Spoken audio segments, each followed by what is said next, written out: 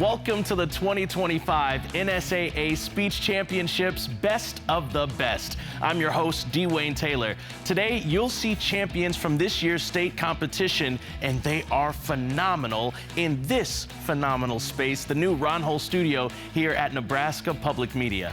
I'm excited to host Best of the Best, especially because I'm a speech kid. It's where my whole career started, and it pushed me to win Duet in 2012, which just so happens to be one of my favorite events, and I'm excited to see it. Let's get our fun started by chatting with Nebraska School Activities Association Assistant Director Taryn Retzloff about state speech and the students chosen for the show. Taryn, first, thanks for joining me. Congratulations on having an amazing state competition this year. Let's start with the basics. How many events are there for this year's state competition? We have 10 events in each class, and then 2 additional events in our unified categories. So unified exhibition and unified duet acting. And how many students did you have compete this year? We had just under 1,200 students from 212 schools. You have so much information. How do you decide who performs at Best of the Best? So we have a possible 66 applications with all of the different classes, all of the different events, including unified. And so coaches submit applications, and we do our best to represent all of the different classes in the state, all of the different 6 geographic districts within our state. And yeah, just kind of a nice cross-section of material, you know, humorous or serious, you know, that kind of thing. Obviously, you see tons of different sports and activities across the state, and you're helping get exposure and making sure that, you know, people are honored for the work that they do. What makes speech so special for Nebraska? I think that it's such a unique activity where students can kind of find the power of their own voice. To communicate and be on a team. You know, it helps students to get, you know, feedback and realize that what their work is currently can be even better. As long as they keep working and keep critiquing and, you know, just try to keep improving throughout the season. And at all levels, that's what we get to see, regardless of whether they're on Best of the Best or not. But here we are seeing the best of the best, and we're excited to take a look. So thank you so much for joining me. Thank you. Before each performance, we'll help you learn more about these categories with explanations from students who participated at the state championships this year. Our first category is informative. During this event, you have a 10-minute maximum time limit, and you inform an audience on a topic which could be societal issues or of the silliest thing you can think of. This holiday break, my sisters and I snuggled on the couch for our favorite tradition, watching The Notebook. Many oohs and ahs floated through our living room over Ryan Gosling's face and physique, and of course, included many, many tears from me. I wrote you 365 letters. I wrote you every day for a year. It wasn't over. It still isn't over. While my sisters may have laughed at my hysterics, they were not immune. There's a reason I always pack tissues for graduation, and why videos of military homecomings are banned from our family group chat. No matter how often we try to blame it on allergies, crying is a universal phenomenon. Crying is fundamental to the human experience as an evolutionary, biological, and emotionally healthy tool. Today, we will explore the science behind crying. Then we will discover the necessity of tears, before finally delving into the societal norms surrounding crying. So, what exactly happens when you cry? According to a 2023 article written by Leah Hott with How Stuff Works, when we cry, a salty fluid full of protein, mucus, and oil is released from the lacrimal gland in the upper outer region of the eye. This fluid, commonly known as tears, then flows down your face. There are 3 main types of tears: basal, reflex, and emotional. Basal tears are a constant antibacterial liquid in the eyes that keep them from drying out. You don't even notice them because they evaporate so quickly, dropping the temperature of your eye and signaling to create more. Your body actually produces about a cup of basal tears every single day that drain through the nasal cavity.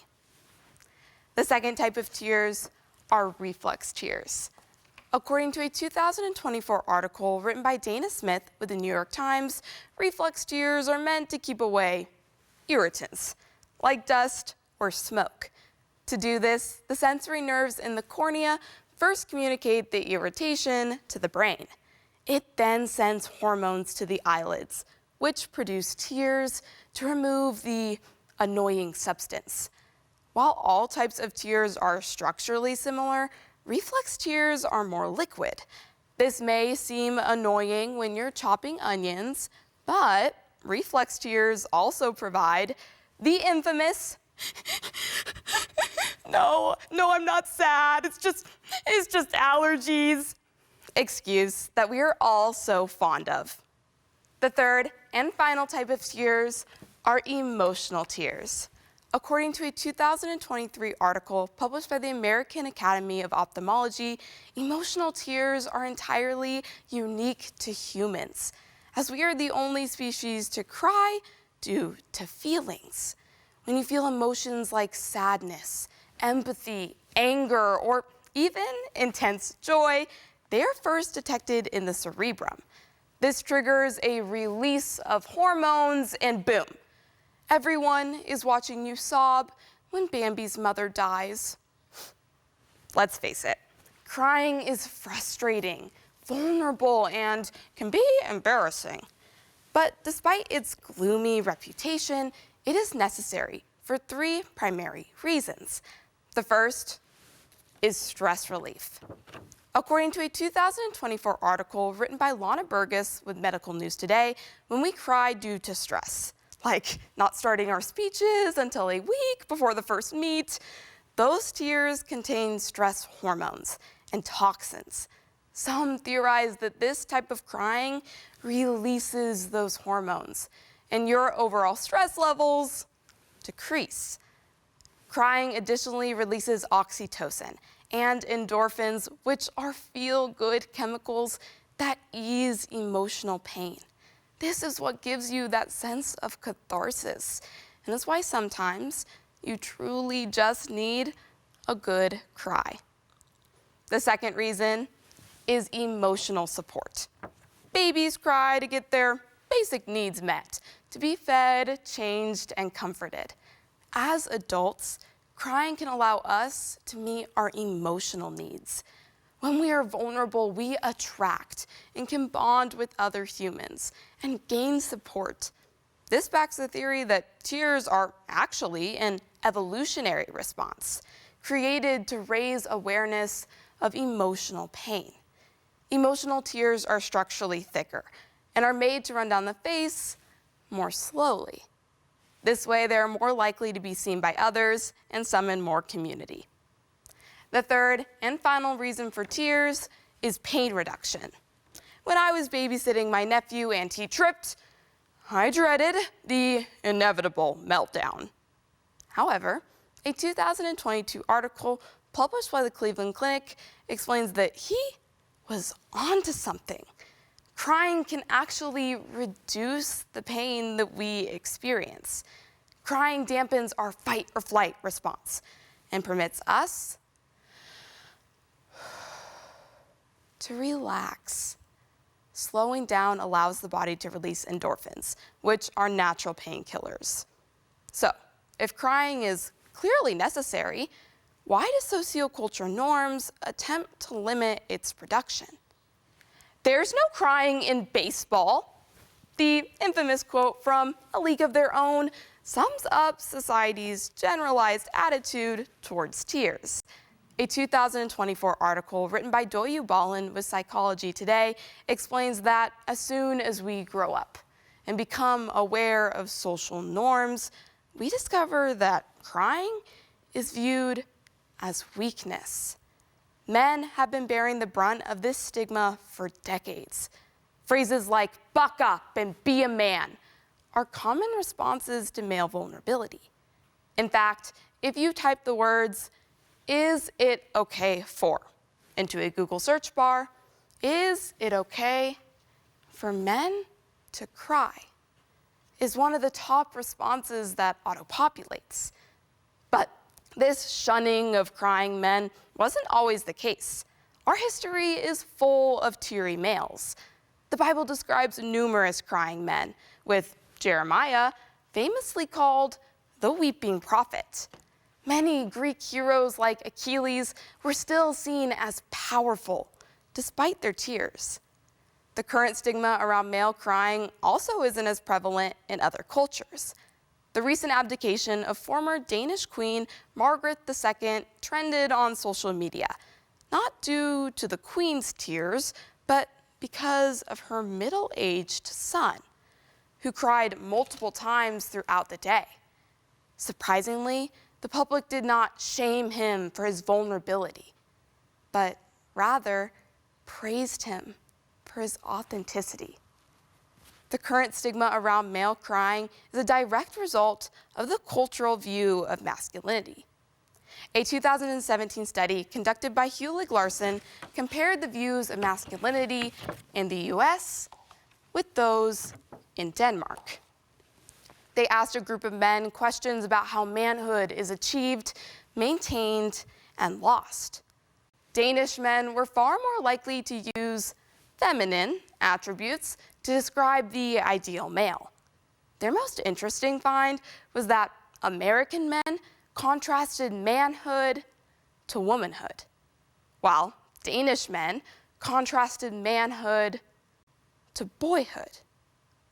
Their general conclusion was the more a culture shunned feminine qualities in men, the more harshly male crying was viewed. So, because in Danish culture, femininity and vulnerability is more accepted, male crying is more commonplace. Nevertheless, the societal norms surrounding crying are constantly changing and vary widely across cultures. So, maybe I was a little embarrassed about how many tears I shed over The Notebook. But if we are honest, we all have our kryptonite. At least one thing that tugs at our heartstrings.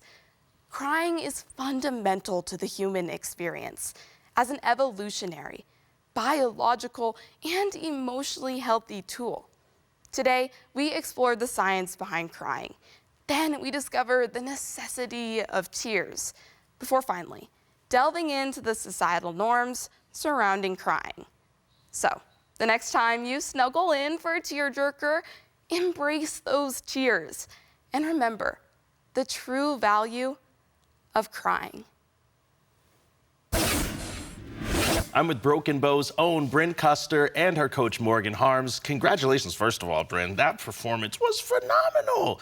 First things first, how'd you come up with crying? Because you see so many different topics all across the year, and crying is so simple, but it's actually really powerful. What got you there? Well, I started thinking of topics about districts last year, and then I kind of landed on crying around December, and I really liked all that I could do about it. I was really interested in talking about the stigma at the end there, so I thought that would be a lot of fun and can make it a little funny, so. And you do find that when you see some informative speeches, there is a lack of the funny or the personality that you brought into it, and you brought in that so beautifully. Morgan, as a coach, did you see that already in her, and you're like, now we're pulling some of that emotion in with two siblings? Do you see some opportunity to pull that there? It was important to add that familiar element, something that Bryn could relate to as well. But Bryn has participated in some interp events herself. And so this was the season, you know, we said really channel that, bring that out, and I think that it made an excellent hook. Really served her well. It was so great, honestly. And let's talk those visual aids too, because I gotta say, those are some of the best that I've ever seen. Can you give us just a bit of the secret sauce to creating visual aids that really kick like that for people that might want to be as good as you in the future? Yeah, it takes some time and a lot of brainstorming. I definitely make sure I ask everyone for ideas and then be willing to change it in the middle of the season. I was about 4 weeks in and I changed that third poster. Really? Because someone gave me an idea, so I'm like, yeah, I'll take that. How did you get the eye to look so realistic? Canva. Really? Yeah, I took it off of Canva. It was really good, though. Yeah, it looks like you pieced each part together, but it's all one piece. Yeah. That looks so amazing. How long have y'all been working together, coach and student duo? All 4 years. Yes. Yeah, All it's been 4 good. years. And Morgan? I got to teach Bryn in middle school as well. So really we're on about 7, if we're counting. And it was so amazing to be able to experience that too. Thank you so much, Bryn and Morgan. Hey, the poetry and oral interpretation of drama performances are next after this short break.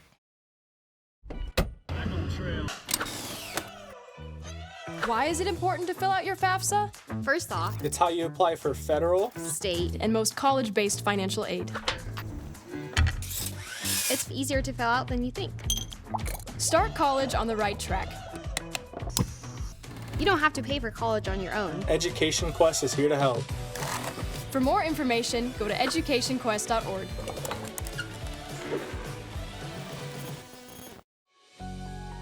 Our mission at Teammates is to positively impact the world by inspiring students to reach their full potential through mentoring. Since 1991, Teammates has served more than 49,000 students across the Midwest, but there is still a waiting list for students to receive a mentor. All it takes is one trusting, caring adult to make a difference in a child's life. To join a team and be a mentor, visit teammates.org today. Welcome back to NSAA Speech Best of the Best. Our next category is poetry. Poetry is a 5 to 8 minute event where you're required to have a binder that you use as a prop, and you pick a topic that you are passionate about and you spend those 5 to 8 minutes talking about that passion. Sioux County's Jack Hunter was the Class D2 Oral Poetry Champion. He's here to perform The Sorrows of War. Nothing left here but hurt. Nothing but bullets and pain. It begins simply with a white-knuckled fist, tight and glossy with sweat. The radio, a soundtrack that adrenaline has pushed to silence, replacing it with a heartbeat as his thumb trembles over the button. The tragedy of war ends not with those who have died, for it continues in fragile minds who did survive. It's those whose names are on brass plaques or marble stones. It is those amongst us for whom war has truly gone. You fight. You die. You never know if the war is won or lost, or if it's even ended. My mother's voice lingers somewhere inside. It helps recover my equilibrium when I feel dizzy during my attentiveness. After every war, someone has to clean things up. Things won't straighten themselves up after all. Someone has to get mired in the scum and the ashes and the sofa springs and the splintered glass and bloody rags. Exploring how some events in our lives cause nothing but tragedy. War. An event as old as time, leading to nothing but pain and misery. In 2,000 Pounds by Brian Turner, The End in the Beginning by Wisła Szymborska, The Hurt Locker by Brian Turner, Things You May Find Hidden in My Ear by Mozab Abo Tuha, The Tragedy of War by Thomas Hawkins, and Untitled by Mozab Abo Tuha. We will be subjected to the sorrows of war, a program. And the man who triggered the button, he is obliterated at the epicenter. His is the sound the heart makes quick in the panic's rush, the surge of blood, searching for light and color, that sound the martyr cries, filled with the word his soul is made of, Inshallah! Believe it when you see a 12-year-old roll a grenade into the room, or when a sniper punches a bullet deep into someone's skull. believe it when 4 men step out of the taxicab in Mosul and shower the street with brass and fire. When the bombs fell, they cut your body's clothes. They cut your country's flag, its landscape. They didn't even find a place to bury you. Open the hurt locker and see what there is of knives and teeth. Open the hurt locker and see how rough men come hunting for souls.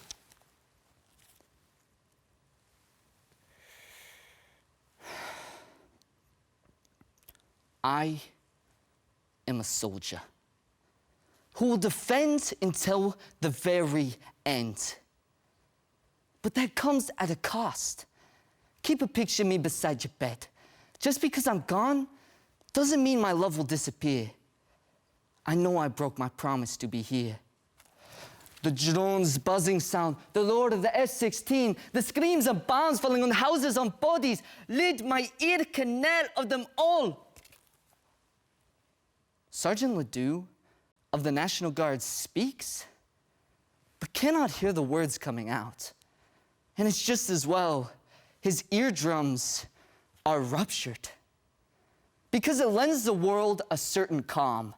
Though the traffic circle is filled with people running, their legs a blur like horses on the carousel, turning and turning, the tires on the Humvee flip to its side, and the gunner is thrown from his hatch.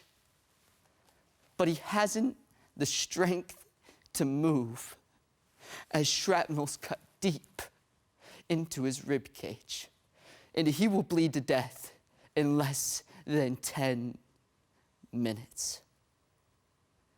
But he finds himself surrounded by a strange beauty, a woman touching his face tenderly, the way his wife might. If I don't make it home, please remember, it wasn't because I didn't try. It's my job to keep you safe. And to do that, I'll give every ounce of me. Spray the perfume of your smiles on the incision. Inject the song of life into my veins. Gently beat the drum so my mind may dance with yours, my doctor, day and night. All the cameras, they've left for another war. We'll need the bridges back. We'll need the railway stations. Sleeves will go ragged from having them rolled up. Nearby, an old woman cradles her grandson, whispering, rocking him on her knee as though singing him to sleep. Her hands are wet with his blood, her black dress soaked as her legs finally give out and buckle with him to the ground. You may encounter songs in Arabic or poems in English I recite to myself. When you stitch the cut, don't forget to put these things back in my ear. Put them back in order as you do books on a shelf. They carried you on their shoulders. They wandered past your old neighborhood, the old school. Everything saw you except the houses. Their wars will have no end. Guilt, despair, and bitterness, they're hateful, constant friends. It steals from the water its soft slide. Whereas the air sleeps on the rough earth, you, my darling, sleep on moving sand. someone has to push the rubble to the side of the road so the corpse-filled wagons can pass. Those who knew what was going on here must make way for those who know little, and less than little, and finally as little's nothing left here but the hurt. So I say to the leaders of this world, this nightmare should be gone. Please realize once and for all that a war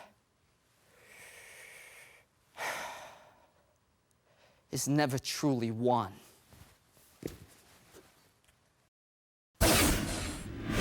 I'm here with Sioux County's Jack Hunter and Dashiell Rohan, coach. First off, congratulations on that state win. Phenomenal performance, man. Thank you. We get to thinking about themes when you use poetry, and war and themes surrounding war is so sensitive, but also really powerfully if performed correctly, and you hit it straight on the head. How did you choose sorrows in order to perform today? I think really I give a lot of credit to going to the Gearing speech camp. Those coaches there, they really helped pick a theme, as well as my coach here. He helped us pick the theme. And last year we did like homelessness, and I like to just do powerful themes that really have a meaning and an impact. So. And there's, you know, sometimes you get some of those speeches, people run away from talking about the hard things.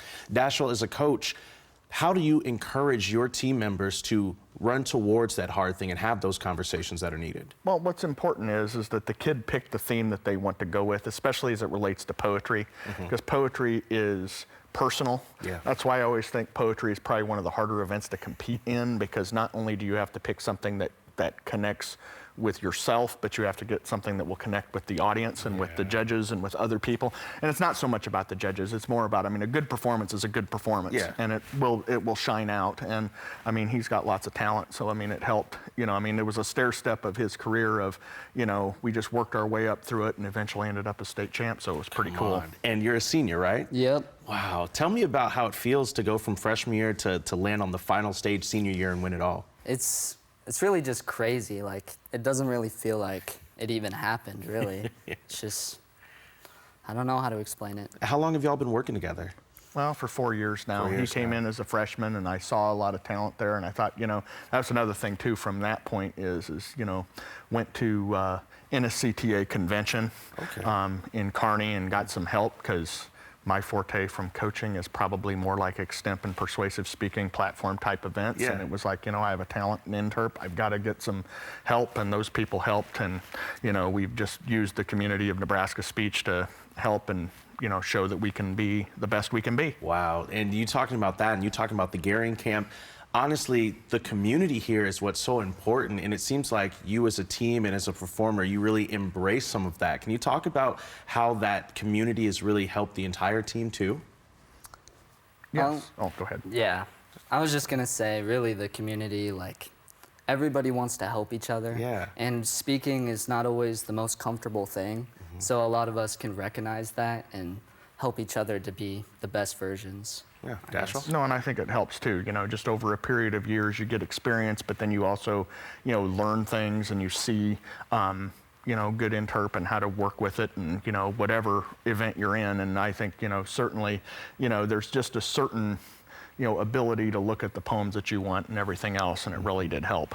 And in this, you have so many different pieces that you're referencing, 6 different pieces, right? That you have that you're performing all at once. How did you land on each of those pieces when there's so much out there about war and the emotion surrounding it?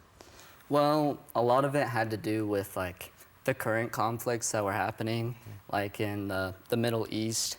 And I found some, well, John Boyd, who was at the Gearing speech camp, he found a lot of those really cool pieces that have a lot of deep meaning. And when he showed me those, I just knew that, yeah, that would be really cool to put a character to it and try to do my best to show that to people. So when you say try to do your best, you absolutely did that thing. It was phenomenal, it was touching, and it was something I think everyone should see. I hope you're coming back to coach and to help judge, to stay in the community a little bit, right? Senior year, what's next for you? I guess I'm gonna go to college in Black Hills. And Heck yeah. I don't know.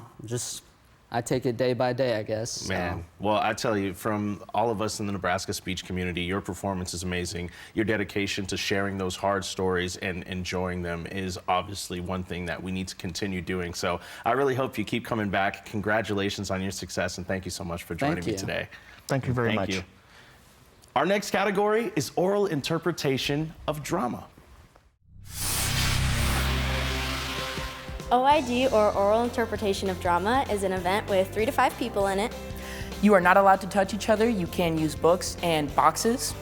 And it can be funny or sad or any type of emotion.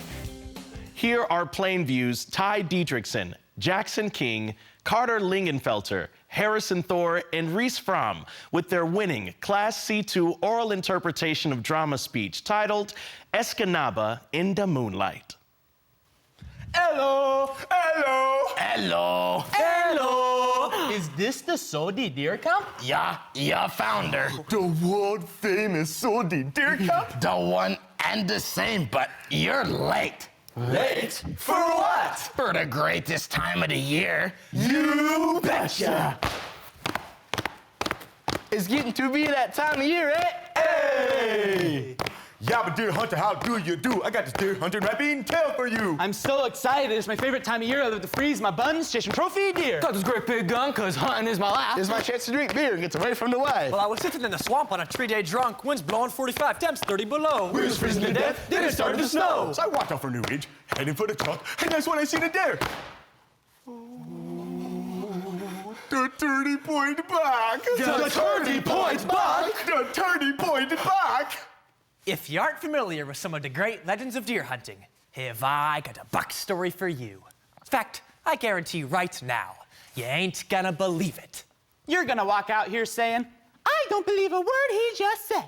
Won't blame you if you do, cause I didn't either, and I was there. This tale takes place in November in the Sodi Deer Camp, located just north of the bridge in Escanaba. We got some of the best hunting in the whole world. We got bucks. Holy schmoly, do we ever. But a man is not a man unless he's bagged a buck. Escanaba in the Moonlight by Jeff Daniels. You made it just in time, boys. The bucks is getting restless. Little surprised to see you, Ruben. What? I never miss a chance to bag a buck. No, you never miss a chance. You just miss the buck. Shut up. And is that Albert Sodi's Sweet Sap whiskey I see? You might be so lucky. Well, we ought to have a snort, eh? If you know what's good for you. Ruben hadn't missed an opening day in over 30 years. He loved hunting. He couldn't get enough of it. But in all those years of deer camp, there was still one problem.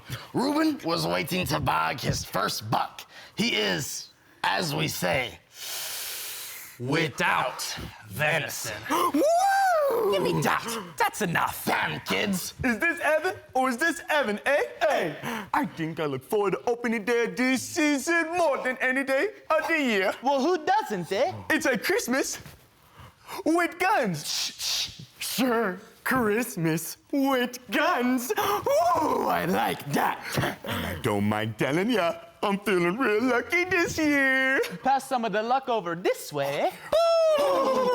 Holy what? What was that? Was that a... That was a light. That was a bright white light. It might have been a UFO, you know. A UFO?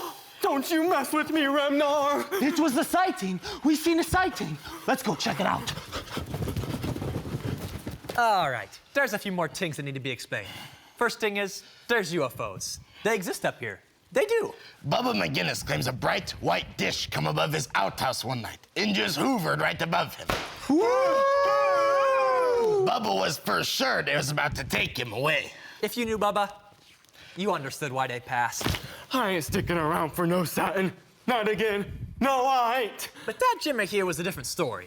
Jim and a Gamity from Menominee seen the same thing a few years ago. Except them aliens didn't pass up on Jimmer. You ought to stay away from that light.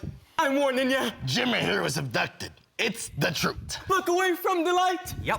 That crazy Elon Musk man and Jimmer both into space and back.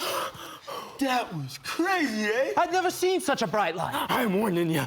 Remember when me Chevy shook like she was possessed and then just burst into flames? Remember that?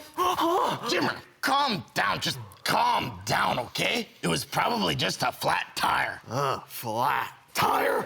No, sirree. Me Chevy shook and burst into flames like this.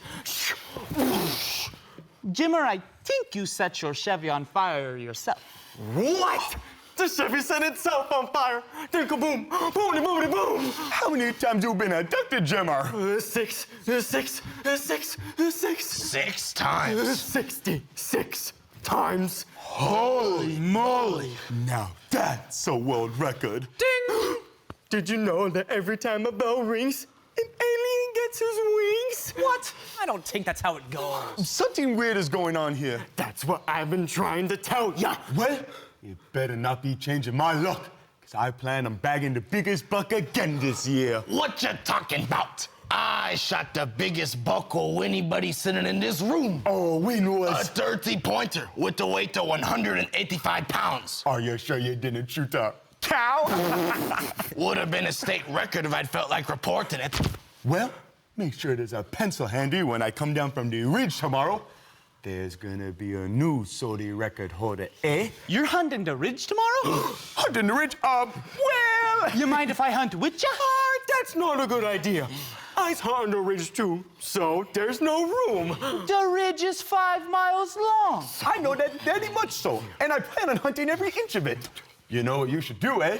If I were you, I'd hunt, the swamp. The swamp? The swamp? Oh, no. He can hunt the swamp. Why can't he hunt the swamp? Because we hunt the swamp. The whole swamp? Yeah, the whole swamp. You can't hunt the whole swamp. Well, you're hunting the whole ridge.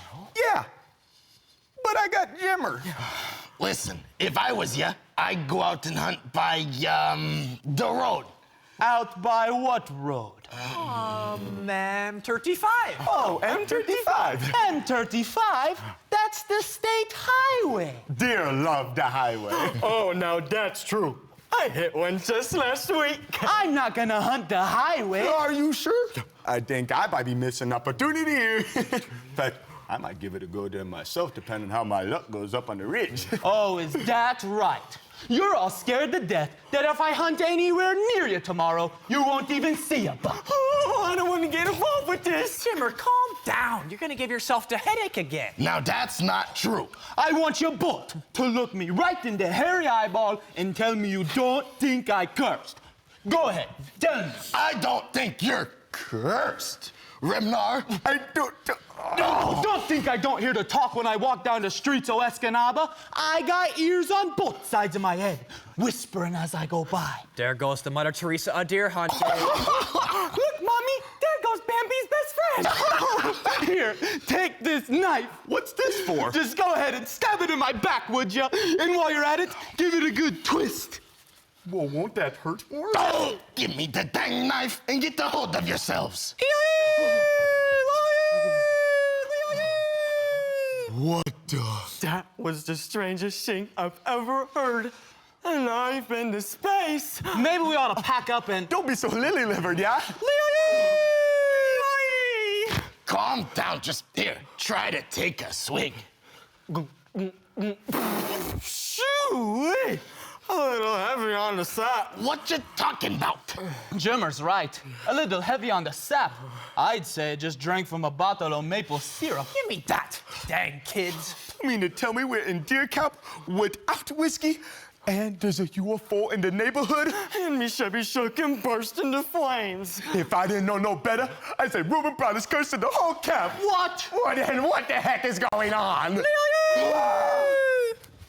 If we'd have had an ounce of sense amongst us, we'd have packed up our guns and drove back to Escanaba as fast as we could. This camp was definitely cursed. I mean, I knew I was. Every year I come up empty. Bambi's best friend. The Mother Teresa deer hunting.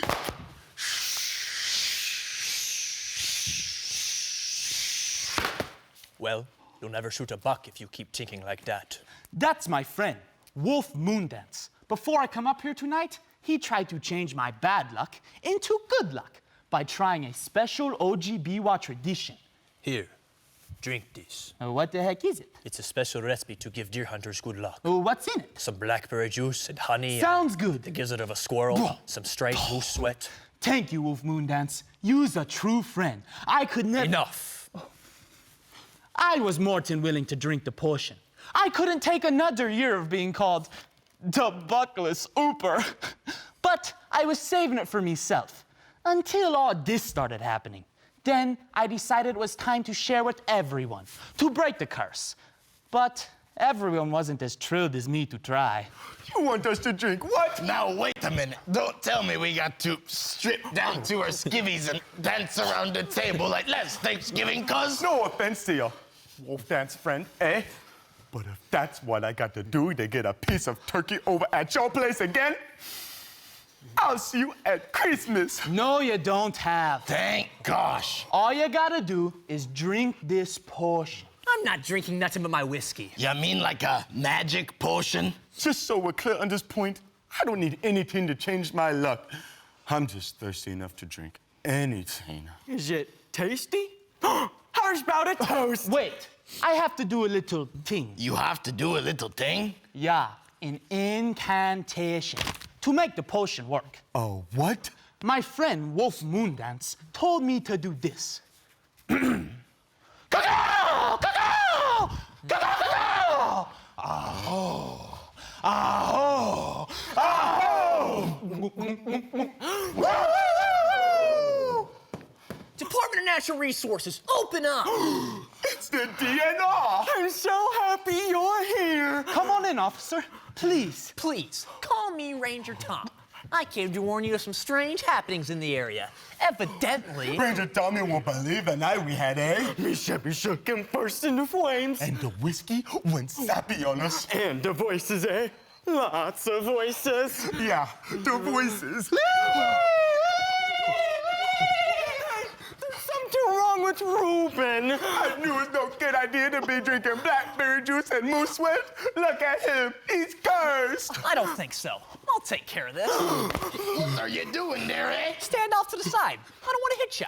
You're not gonna shoot him, are you? No, I ain't gonna shoot him. I'm gonna fire around right next to his ear to snap him out of this. I got a better idea. Where are the keys to my truck? Your truck? Got 100-foot jumbo cables. I'll pull the truck up and hook one end up to the Die Hard and the end up to Ruben. And on the count of 3... Are you out of your mind? Oh, I see Bubba McGinnis do it once. Well, that would explain a lot, wouldn't it? Think of something else. Oh, I'm all taught out. He's all froze up. Try pumping his arms or legs. 1 potato, 2 potato, 3 potato, 4, 5 potato, 6 potato, 7 potato, more. Keep pumping. Ruben. He's coming too. Can you talk, Ruben? I feel like I was hit by a truck. Hey, Ruben. How you been? You gave us quite the scare there. Are you all right? I don't know. I saw this light. There was a bright white light. A light? What light? Where? In that window there. Well, I saw a bright white light up on the ridge. Are you sure it wasn't a spaceship? This was a spaceship, Ranger Tom. No, it wasn't a spaceship. It was God. God? You saw God just like I did. I ain't so sure mine was God. Of course it was. You saw the light. This Holy Mother and Father, Son Mary goes. Holy Mother and Father, Son Mary goes. Holy Mother and Father, Son Mary goes. Holy Mother and Father, Son Mary goes. Holy Mother and Father, Please. We're trying to make some sense of our lives here. Now this light, did it call to you? Call to him? It was a dang light. It didn't call me nothing. Mine hoovered. I'm not talking to you, idiot. I'm talking to him. Well, mine was a spaceship and me Chevy shook. Did you go to the light? No. I went for my gun. You don't shoot God! I almost shot God! Forgive him! No, calm down! I went up in a spaceship! Now, this is very, very important. As an officer of the Department of Natural Resources, I hereby command you to tell me in vivid detail everything you saw. Can you do that? I think so. Everyone quiet! Well, after the light come, I seen this vision. Of what? Of God?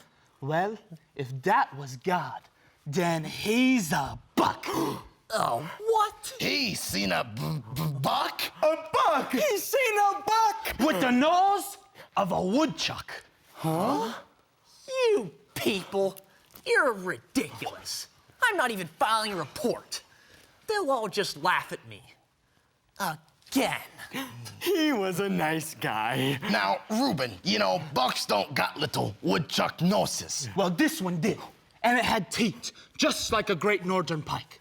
And it had fur all over, just like a grizzly.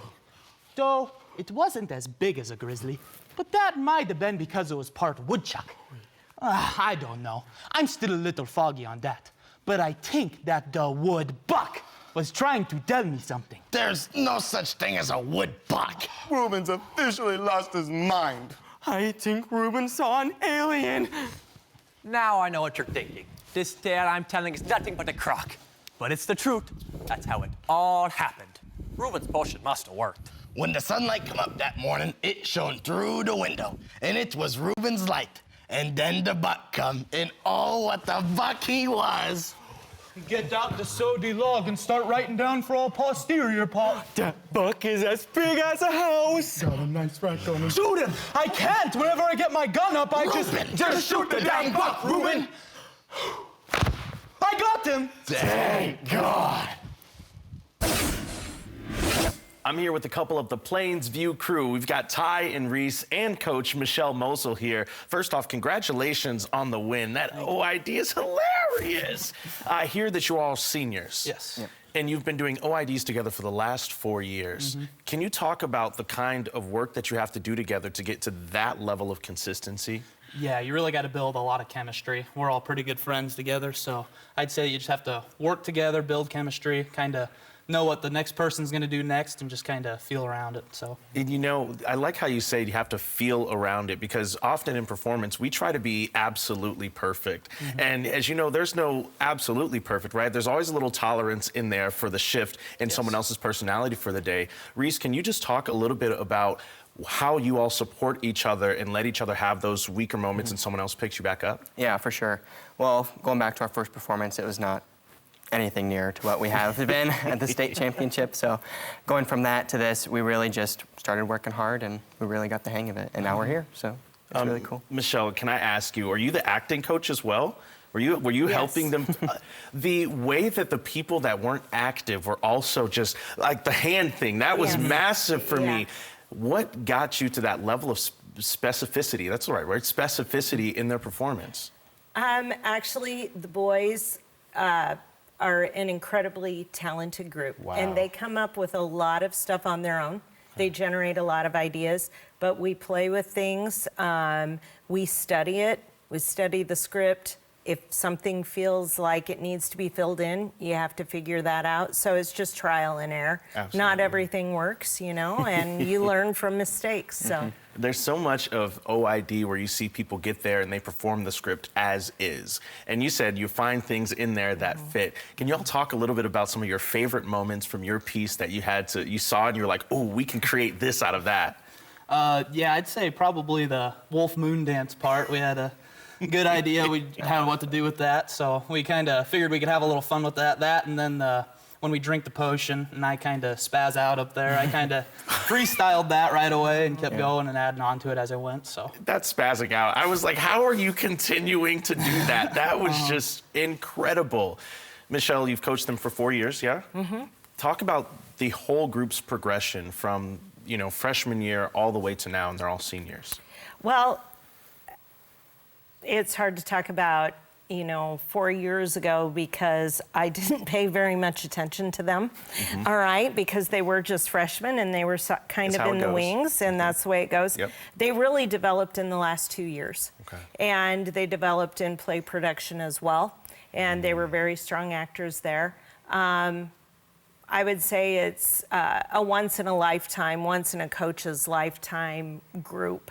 That's how good the 5 of them are. It was a performance that you watched and you were glued the entire time. And this is something that people don't realize. When you perform, we don't always get like big stages and things like that. Sometimes you perform in weird places. What is the weirdest place that you all have had to perform as an OID? All of our rooms have been normal classrooms, but at some speech meets, there's been people that have performed in the janitor's closet or a locker room. So And we're lucky enough to not have been in any of those. Oh my gosh. Well, and honestly, with this style of performance and the level that you put into it, you deserve nothing but the largest rooms. Congratulations on that win. And thank you so much for joining us today. Thank you. Thank you. Hey, let's take a quick break. Duo interpretation and entertainment speaking are next. We'll be right back. Nothing is more local than where you work and where you live. Here at CPI, we're more than just an ag cooperative. We're your partner in the field and in your local community.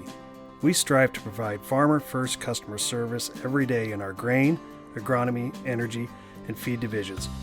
By investing in our communities, we're supporting our customers, employees, and the future of the ag industry right here in central Nebraska.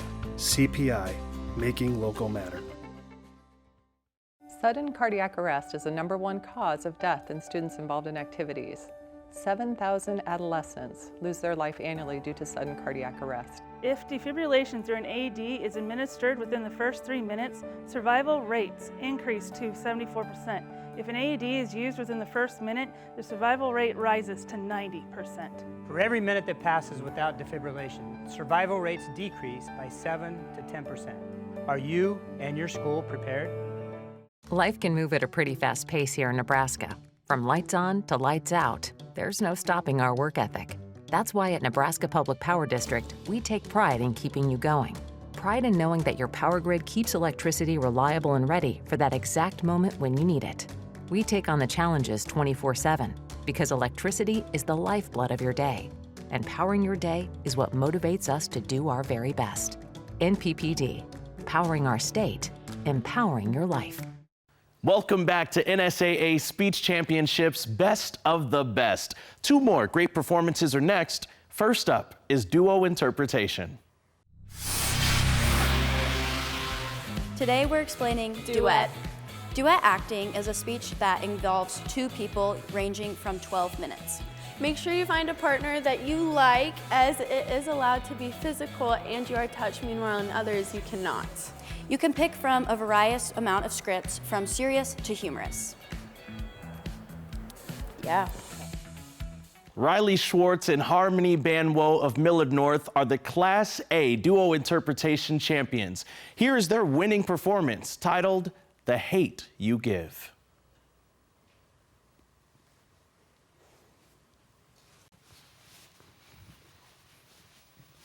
My name is Star. S-T-A. With 2 R's. Don't ask me about why there's 2 R's, I don't know. When I was 5 years old, me and my dad had the talk. Oh, not that type of talk. Y'all are messy. He taught me the 10-point program. Basically the 10 commandments about being black. And I didn't realize how important it was until I lived it. My mom said high school is where you get pregnant. Can you tell? High, killed, jumped. So she sent me to a high school where everyone is college bound, which basically means switching a flip in my brain. How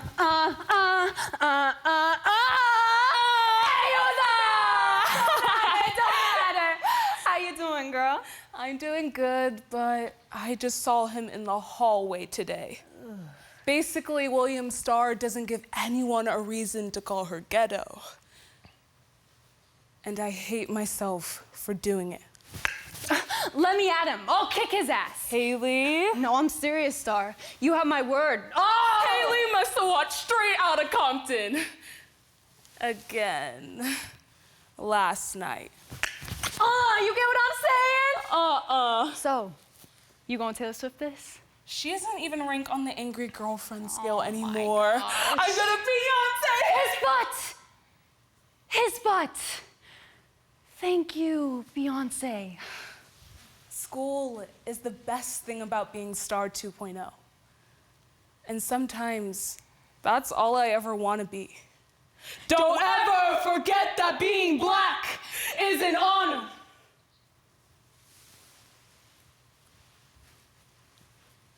All right, guys, I have some pretty big news. Me and Harmony, best friends. Whoa! I mean, I'm sure I'm your best friend, Riley. What do you mean? Remember Friendsgiving? I made the mac and cheese. With salt and pepper. You said you liked my mac and cheese. Friendships are defined as a state of mutual trust and support. Not only do we have equal trust, we also have mutual respect for one another. Unfortunately, this does not go the same for everyone. In this story, we follow Haley and Star through their struggles with friendship after her best friend Khalil is killed because of police brutality. According to NBC News, there has been 267 Black people killed by police officers in the last 5 years. We need to put aside our differences and realize just because we don't look the same doesn't mean we should be treated completely differently. So together, we can break the cycle.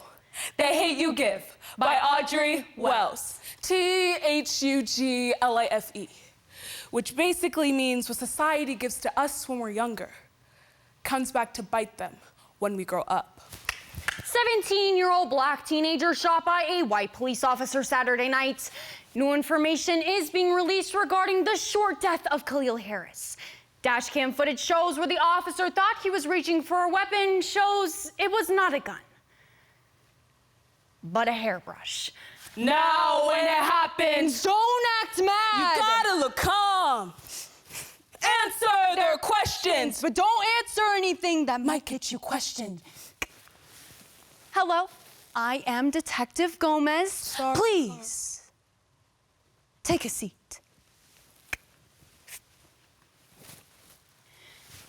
Now, can you tell us what happened that night, Star?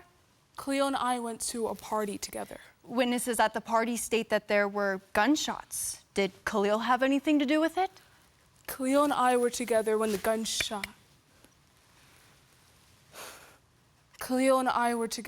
gunshots went off. And he just wanted to make sure that I got home safely. And that's when 115 pulled us over for no reason. Who? The officer? That's his badge number. I remember it. Do you know why Khalil reached into the car? I think he was checking. You think you don't know? No, I don't know. Because you ever see Khalil selling narcotics? What? We're just trying to get the bigger picture. 115 killed Khalil for no reason. And he didn't do anything wrong, so I don't know what more of a bigger picture you need. Keep your hands out of your pockets. You're gonna see me with my hands like this on the dashboard. Star, right here, Scooby! Damn! Here, Star, just pretend the ball's a piece of fried chicken. What? What? It's game talk. Fried chicken is game talk? I've never heard of that one before. Star, we had fried chicken for lunch. It was a joke. Whatever. Now, what's going on with you? I'm your best friend. You can tell me if something's wrong. Haley, I know.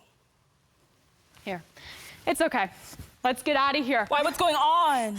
Protesting's in, let's go. What? Everyone's ditching, let's go. I don't think it's right to use this as an excuse to skip class. What the hell, Star? It's not an excuse to skip class, it's for a good cause.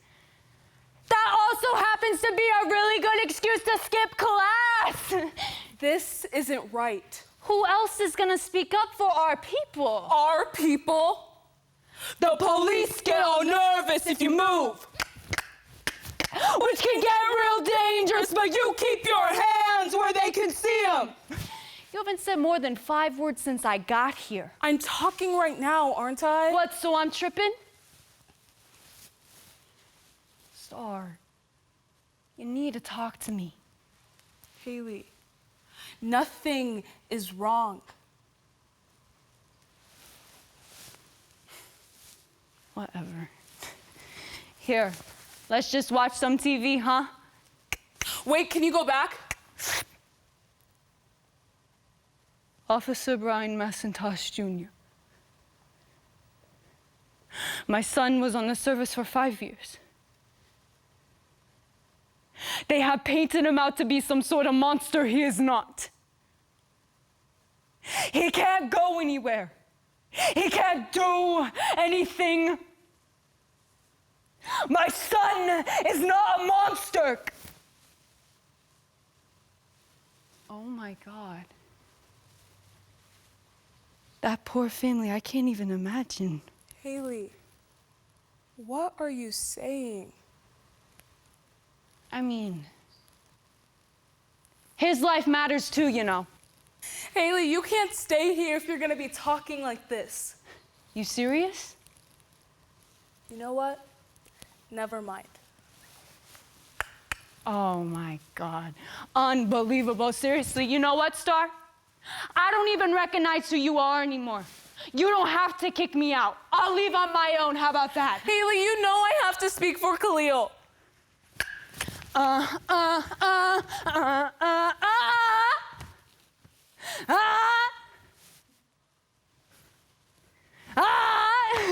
What's up with you? Nothing. Oh my gosh, you need to get over it. Get over it? Yeah, get over it. You can't even see that you're acting racist. 'Cause I'm not. It's all ours and Black Lives Matter until you clutch your purse when you're in an elevator with a black person. You don't have to say the N-word or use fire hoses on black people to be racist, Haley. You're different, Star. You're not like the rest of them. I'm different? Yeah. The non-threatening black girl? Yeah, your friend Khalil wasn't. He was probably gonna get killed eventually. Are you serious, Haley? Yeah. The officer saw a weapon. He saw a hairbrush. That looked like a weapon. What's this in my hand right now? What? Are you gonna tell me that it looks like a weapon? In his hand, yeah. What about in my hand? What? Does it look like a weapon now? Star, please, wait, please. Look at me. Star, no, wait. Haley, I swear Don't shoot. Haley. Look at me and stop crying. That's what it feels like.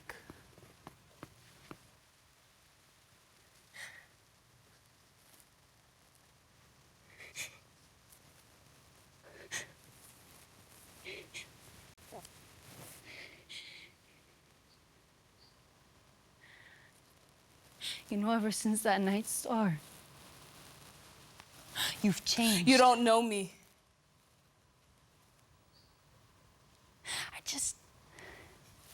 I miss my best friend. Haley, just go.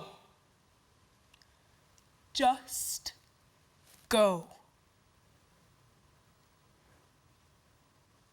I'm sorry. Keep your hands where I can see them. Keep your hands where I can see them. How many of us have to die before y'all get it? Justice for Khalil. Justice for Khalil. Justice for Khalil. My name is Star. Justice for Khalil. And everyone wants to talk about how Khalil died. But you know what? It's not about how he died. It's about how he lived. Khalil lived. His life mattered to me because his life mattered. I'm here with Millard North's own Riley Schwartz and Harmony Banwell and their coach, Sabrina Denny-Bull. First off, congratulations to all of you on a wonderful state run. Like, what? National champs? Yeah. And you're headed off to national tournament this summer too, right? Yes. My goodness. First off, with a topic that's so heavy, how did you choose it in 2025 when there are so many different heavy things to talk about?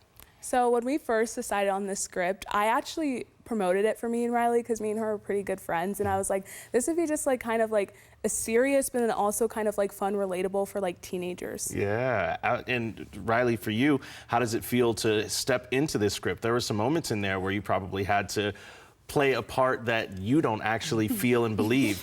How can you pull that out when you know in yourself, like, this is not actually who I am? It's definitely difficult having to play a part that is so far from what I stand with. Yeah. But I think it's very important to speak out on topics like this and understand that there is ignorance in the world and that this is a topic that needs to be put out there. And people have been talking about these topics for years, decades, right? Sabrina, as a coach, how do you help guide these students to talk about these topics in a way that's relevant to today in 2025 versus even 10 years ago?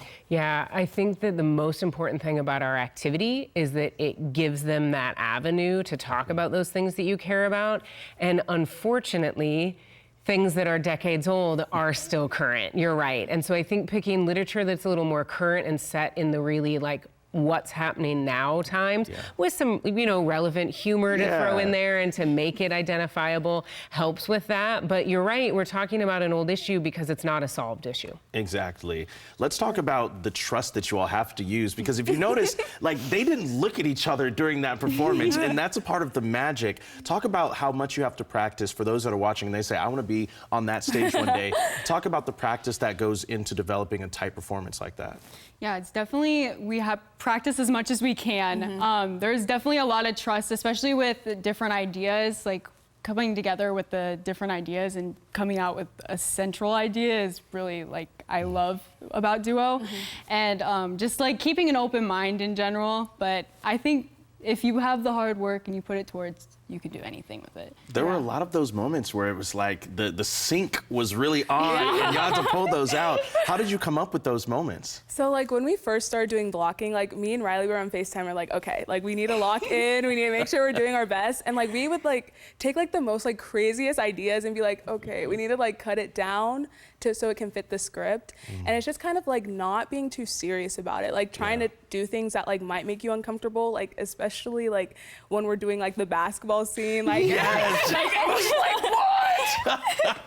It's like, this is like for the script. It's not just like if someone walks by, they're like, what are they doing? You know, stuff like that. And how long have y'all been a duo? Is this multiple years? Is this the first year? This is our first year ever doing a duo together. How did you all end up together? Is this a coach thing? Did coach see it and was like, these energies need to come? I think it's a little bit of both. They are friends and work well together and had an idea. And then I was like, yes, they are, you know, matched well as performers. And I know that they can manage their own time together. So I think it was a collective decision. Hey, well, that was a great collective decision because that performance was phenomenal. Again, congratulations on the championship and good luck to you in the future competition you have coming up. Thank you. Next, let's learn a little bit about entertainment speaking. Entertainment is basically where you give an 8-minute speech on any topic you want, make it super funny, use funny actions, props, just no costuming, makeup. You can use visual aids. Here's Nathan Althouse of Minden with his Class B winning entertainment speech, Let's Be Honest. Ever since I was a wee little lad, I always wanted to be a UPS man. I rolled through stop signs, never went the speed limit, and I sure as heck never paid for a parking ticket. But as it turns out, all jobs must have a weakness. Teachers, a stable income. Psychologists, a stable life. And judges, making good decisions. But for wee little me, that weak and wacky weirdness was no job. Instead, it went by the words, let's be honest. Let's be honest. That was pretty cool, huh? From first glance, I can tell that a lot of you fine folk need to work on your honesty. You, for example, thought that not brushing your teeth this morning would be okay. Ugh. To begin, we will step back to view the truthful tales of honesty. We will then be for real by taking a look at my legit life being honest. And finally, I will teach you guys when to be sincere in certain scenarios. I'd apologize for giving you this speech, but I'd be lying. We're just getting started. To be or not to be? Honesty is the question. Truthful tales have been around for a long time, longer than you, surprisingly. But to truly grab a hold of this, we need the Bible. Whew. It all begins in the beginning, for God spoketh. Let's just add a little universe here. Remember, there's no such thing as mistakes, only happy accidents. And it was good. Throughout the time, God made some pretty cool stuff. Fortnite, and say it with me, it was good. KFC, and say it with me, it was finger-licking good. And finally, woman, it was very good. Now, while God said it was good, it was not. One day, Adam and Eve decided to betray God because of some slithering snake. Why? Well, we may never know, but I believe that Satan offered them a PlayStation 5 if they did it. By not telling God that they ate the fruit, they lied, which isn't honesty, I know, but honesty wouldn't be a thing if we're not for lying. Therefore, honesty was created. While honesty had been an issue for many to hold throughout history, people thought that would change. That is when America came, baby. George Washington wasn't honest about chopping a stinking cherry tree down.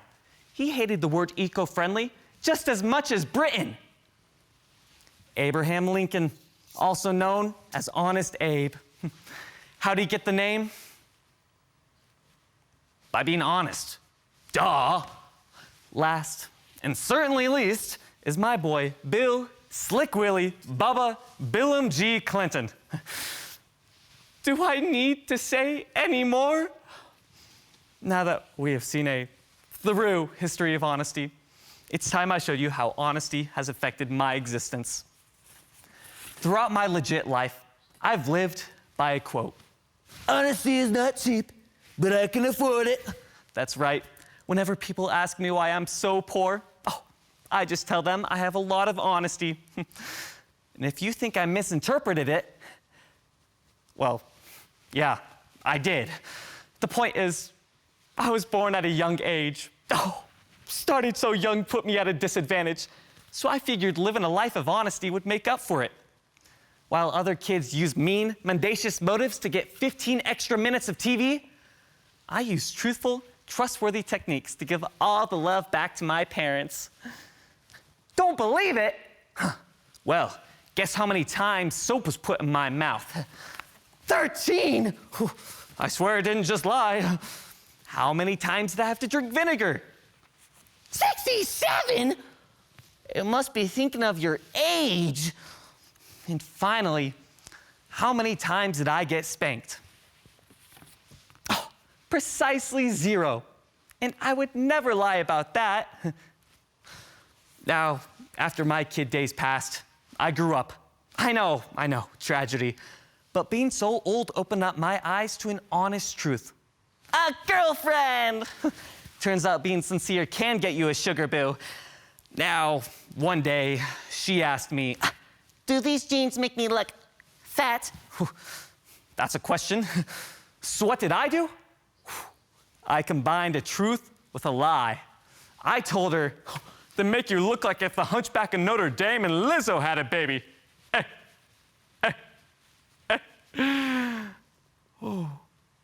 So, turns out being transparent can also lose you a girlfriend? So what? With my legit life recapped, it's time I showed you when to use honesty in sincere scenarios. The best way to get better at something is by practicing it. You know what they say?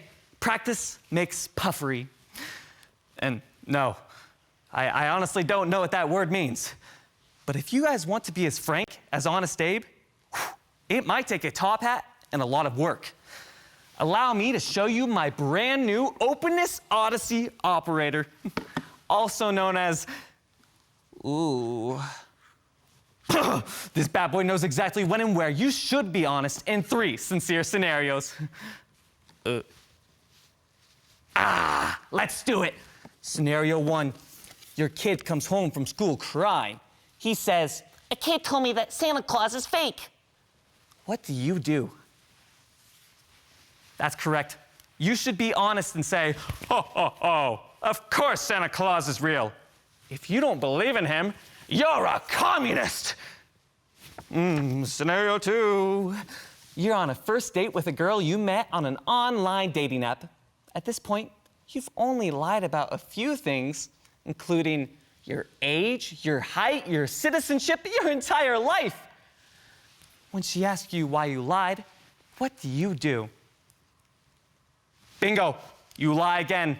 Honesty is not the answer here.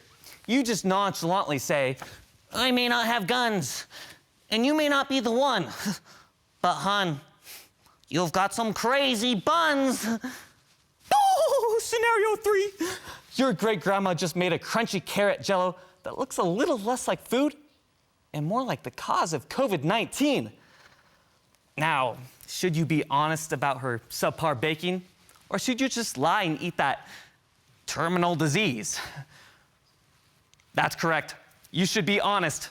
There's a reason why your great-grandpa died 10 years ago. Plus, RFK would be proud of you speaking on bad eating habits. Oh, I'm so proud of you all. You knew exactly when and where you should be sincere in certain scenarios. With that said, I think our teaching here might finally be done. Let's be honest. Was this speech good? The scores don't lie. And you heard exactly what I said about falsifying the truth. Think wisely. He's watching. Regardless, we went through the history of honesty, looking through multiple truthful tales. We then recapped my legit life filled with absolute honesty and praise. And finally, we took a teaching lesson on when you should be sincere in certain scenarios. From now on, people will know you and love you dearly for the honesty you provide to others. When someone lies by accident, point them out. Make them feel bad. It'll show them just how much you care, and it will inspire them. As P. Diddy once said, get money, be honest, and treat a woman like a queen. I'm here with Minden's own Nathan Althouse and Coach Jeffrey Horner. First off, congratulations, Nathan. A state championship win has got to feel good. And as I understand it, you're an entertainment lover. You've been doing it all 4 years of your your high school career, right? Yes, yeah, I've loved doing entertainment. This all started out freshman year. This guy recruited me, and from there it's just been all full go entertainment. I added a humorous prose in junior year and also had some, like a duet, no ID, but for the longest time, entertainment's been my love. Yep. Man, and Jeffrey, how did you know that this was a team member, right? Sometimes you see a student, you go, that's a team member. How did you know that about Nathan? Nathan actually has 2 older sisters who were both speech kids too. And I've known him since he was a toddler. And so knowing the way he communicates and his smarts and his work ethic, we wanted him on the team. When you do entertainment, you're not only talking about a topic that people genuinely need to hear about or that they might already know about, but you're also entertaining people. And your style of entertainment, I have never seen before, like that riding in, right? You do the physical entertainment and you got the humor and you make people think internally. Where do you get all that humor from? Is this just something you've always had? Did you have to practice at it? Yeah. So it's really tough, actually. You know, speech, most people just see it as it is, as I present it, but what goes on behind the screen is just crazy. So it all starts back in December, where I actually have to write the script myself, and that's something that's made me love it more, is that this is my work that I have created myself. And what happens is, usually during winter break, I'll just take a few days to sit down. I'm like, all right, I have to get this done. Doing it. And you know, whatever comes to mind, really, it's a lot of creativity in your mind, and it's really fun, along with making the visual aids. Oh, lots of hours every night after school, putting work to that, too. Tell me about the OOO vehicle. Yeah, tell me about that. That was great. Yes, so last year, my entertainment speech was over becoming a UPS man. And this year, I didn't want to just put it to waste. Yeah. I was like, how can I use this to my advantage in a speech about honesty? And so I ended up making it into like an honesty machine. Wow. Where, as you've seen, I pull different scenarios out of it. And it's been just a part of my speech for 2 years now, and I've loved it so much. There would be some competitors that might be afraid to use a visual aid that they've used before, right? They say the judges might see it again. For those competitors that might be looking and learning from you, tell me about that belief in, hey, you can reuse some of these visual aids. Of course, yeah. So the biggest thing is that as long as it's not something that you're repeating, using in the same exact way, you can always use it to your advantage. especially in a speech that's completely different. Of course, in this type of speech, honesty, a completely separate category from UPS man, but using it in a way, in this case, it's not just a vehicle, it's a machine. And getting to use that little open thing right there, it's so much fun. And to all others, I encourage, like, that is just another example of just using your creativity to your advantage. It's not just a vehicle. It can be anything you want it to be. It can be anything you want it to be. I'm going to write that. It's like a motivational quote. It can be anything you want it to be. Jeffrey, you said you've known Nathan since he was a toddler.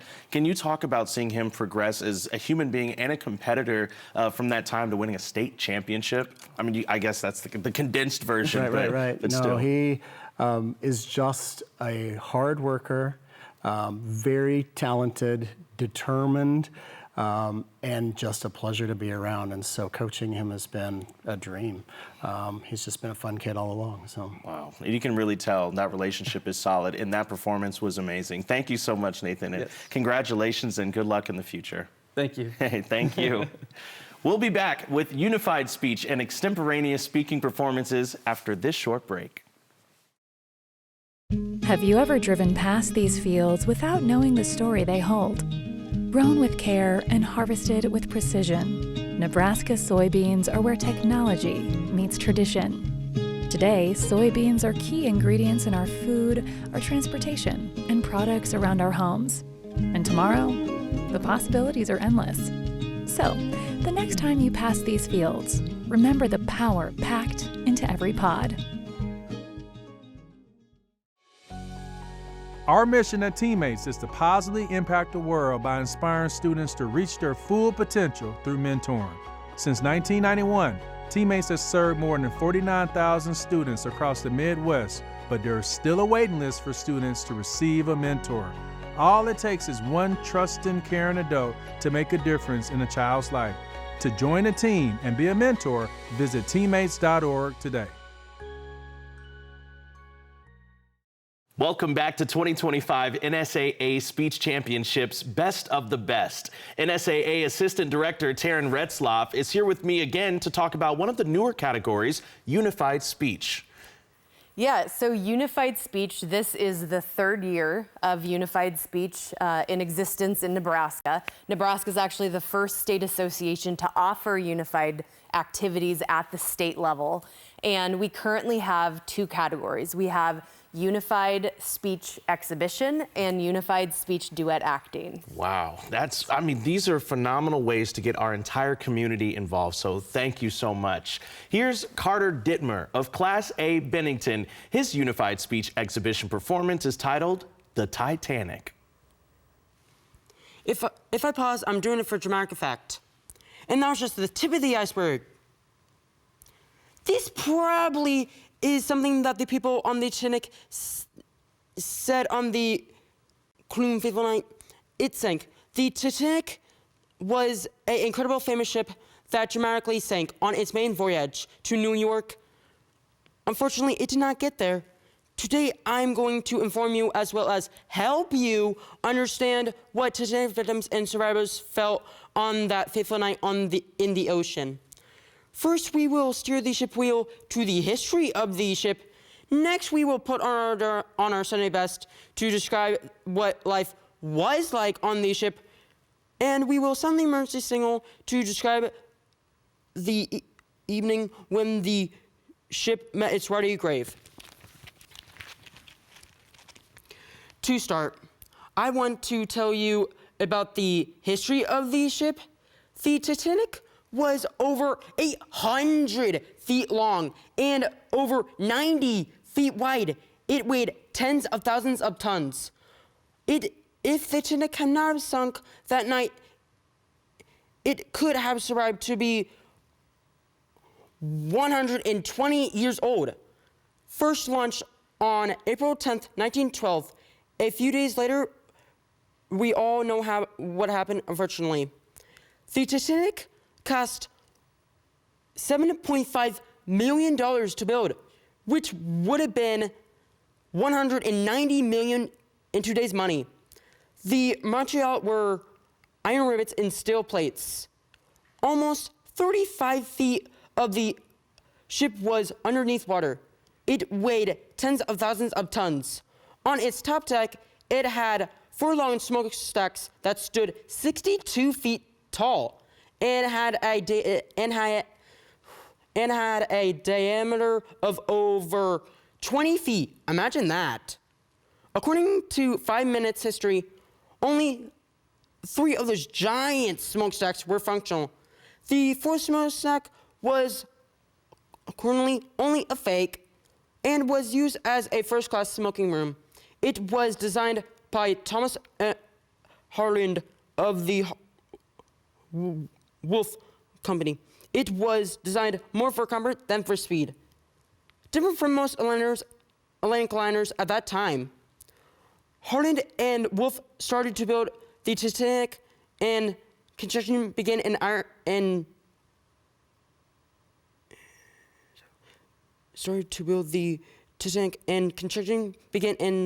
during 1909. Now I'm going to tell you what life might have been like on the Titanic. A first-class ticket costs over $4,000. A second-class ticket costs over $1,000. And the third-class ticket cost about the same. There were over 2,000 people on the Titanic, and out of those, around 700 survived the wreck. There were 900 people that worked on the ship. There were the cooks, the crew members, and servers. The captain's name was Edward J. Smith, who was very popular with wealthy passengers. The Titanic at that time it was created was considered to be indestructible. For the lower class, life was so-so. People put their life savings into tickets for the Titanic. They did not get to experience all the great things that the upper class experienced. For the upper class, life was luxurious. They had servers and had nice beds. They were able to eat first-class, 5-star meals. Life was good. On the ship, there were 2 radar operators whose jobs were to relay messages to the captain and back and forth between passengers and their families. Their names were Jack Pops and Harlan Bride. If the Titanic had not have sunk that night, it could have survived to be over 100 years old. Because of the Titanic, we now to pay that lifeboats are important, and we now to pay more attention to warnings around us. We also can take away the life lesson to not be cocky. Finally, I'm going to describe what the fateful night on the Titanic may have been like. The doomed passengers probably felt like that their lives were going to end. They were panicking when the ship tore in two, and one half of the ship went down slowly, and the other half crashed into the ocean. Needless to say, they did not make it. The iceberg put a hole in the bottom of the ship, which caused the ship to sink. The iceberg was 50 feet high and 400 feet long.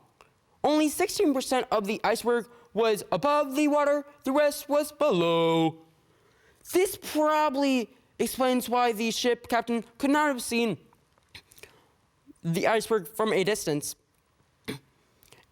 According to TitanicConnections.com, some of the bodies were floating in the water because they were dead. The RMS Carpathia helped with the retrieval of the Titanic passengers. After they were done retrieving the bodies, the victims were buried in family plots, but 150 of those that were perished were buried in Halifax, where their graves are kept and attended to this day. In conclusion, today I told you about the history of the Titanic. Today I steer the ship wheel to the history of the ship. Next, we put on our Sunday best to describe what life on the ship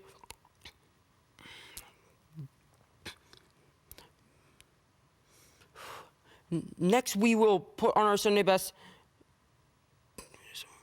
Next, we will put on our Sunday best and describe what life was like on the ship. Before finally sound the emergency signal to describe the evening when the ship met its ruddy grave. The Titanic will always be a part of our history, and it's important to not only remember the people's lives that were lost on the ship, but that we might have great strengths. We must be aware of our surroundings. I'm here with Carter Dittmer and Coach James Janelle. First off, Carter, congratulations. That performance was great. And honestly, I did not know that people survived the Titanic, man. Yeah. Like 700, you said? Yeah. And then there were a few more people that were kind of found around, and then obviously they get taken care of till today, which is, how did you come up with the Titanic? Like, why that topic? Because like that was just like one of the history, and now like literally because of the Titanic, the Titanic. Sorry about that. The Titanic. Now we have better like support because like actually like I told my dad, like if the Titanic had not have sunk, we actually wouldn't have these precautions actually. That was also something that I learned in the speech, and that's one of the most powerful things about this activity. During some of your research and the things you were learning, what was one of your favorite things about the Titanic? That like there was like a fake smokestack. What? I didn't know it was fake. Even as a first class smoking room, actually. Yeah. I didn't even know because like at that time they probably like they didn't even know that like smoking was bad for your lungs. So. Yeah. So it was a fake smokestack. It was only for the first class smoking room, like with our first class. So. Oh my god. Even I didn't even know that. So I was like, oh my goodness. James, as a coach, you have to be incredibly excited because this is not only a historical topic that's important just to know about, but also it's kind of fun to really dig in and learn about this stuff. What was that research process like working with Carter? You know, like Carter, I think he kind of took the reins in all of it. Okay. I kind of give him the freedom to talk about whatever he wants to talk about, and I kind of guide him in the direction he wants to go, and he takes it from there. That's the great thing about these kids, you know, not only Carter, but the rest of my speech team as well. These kids that are really passionate about the art of speech.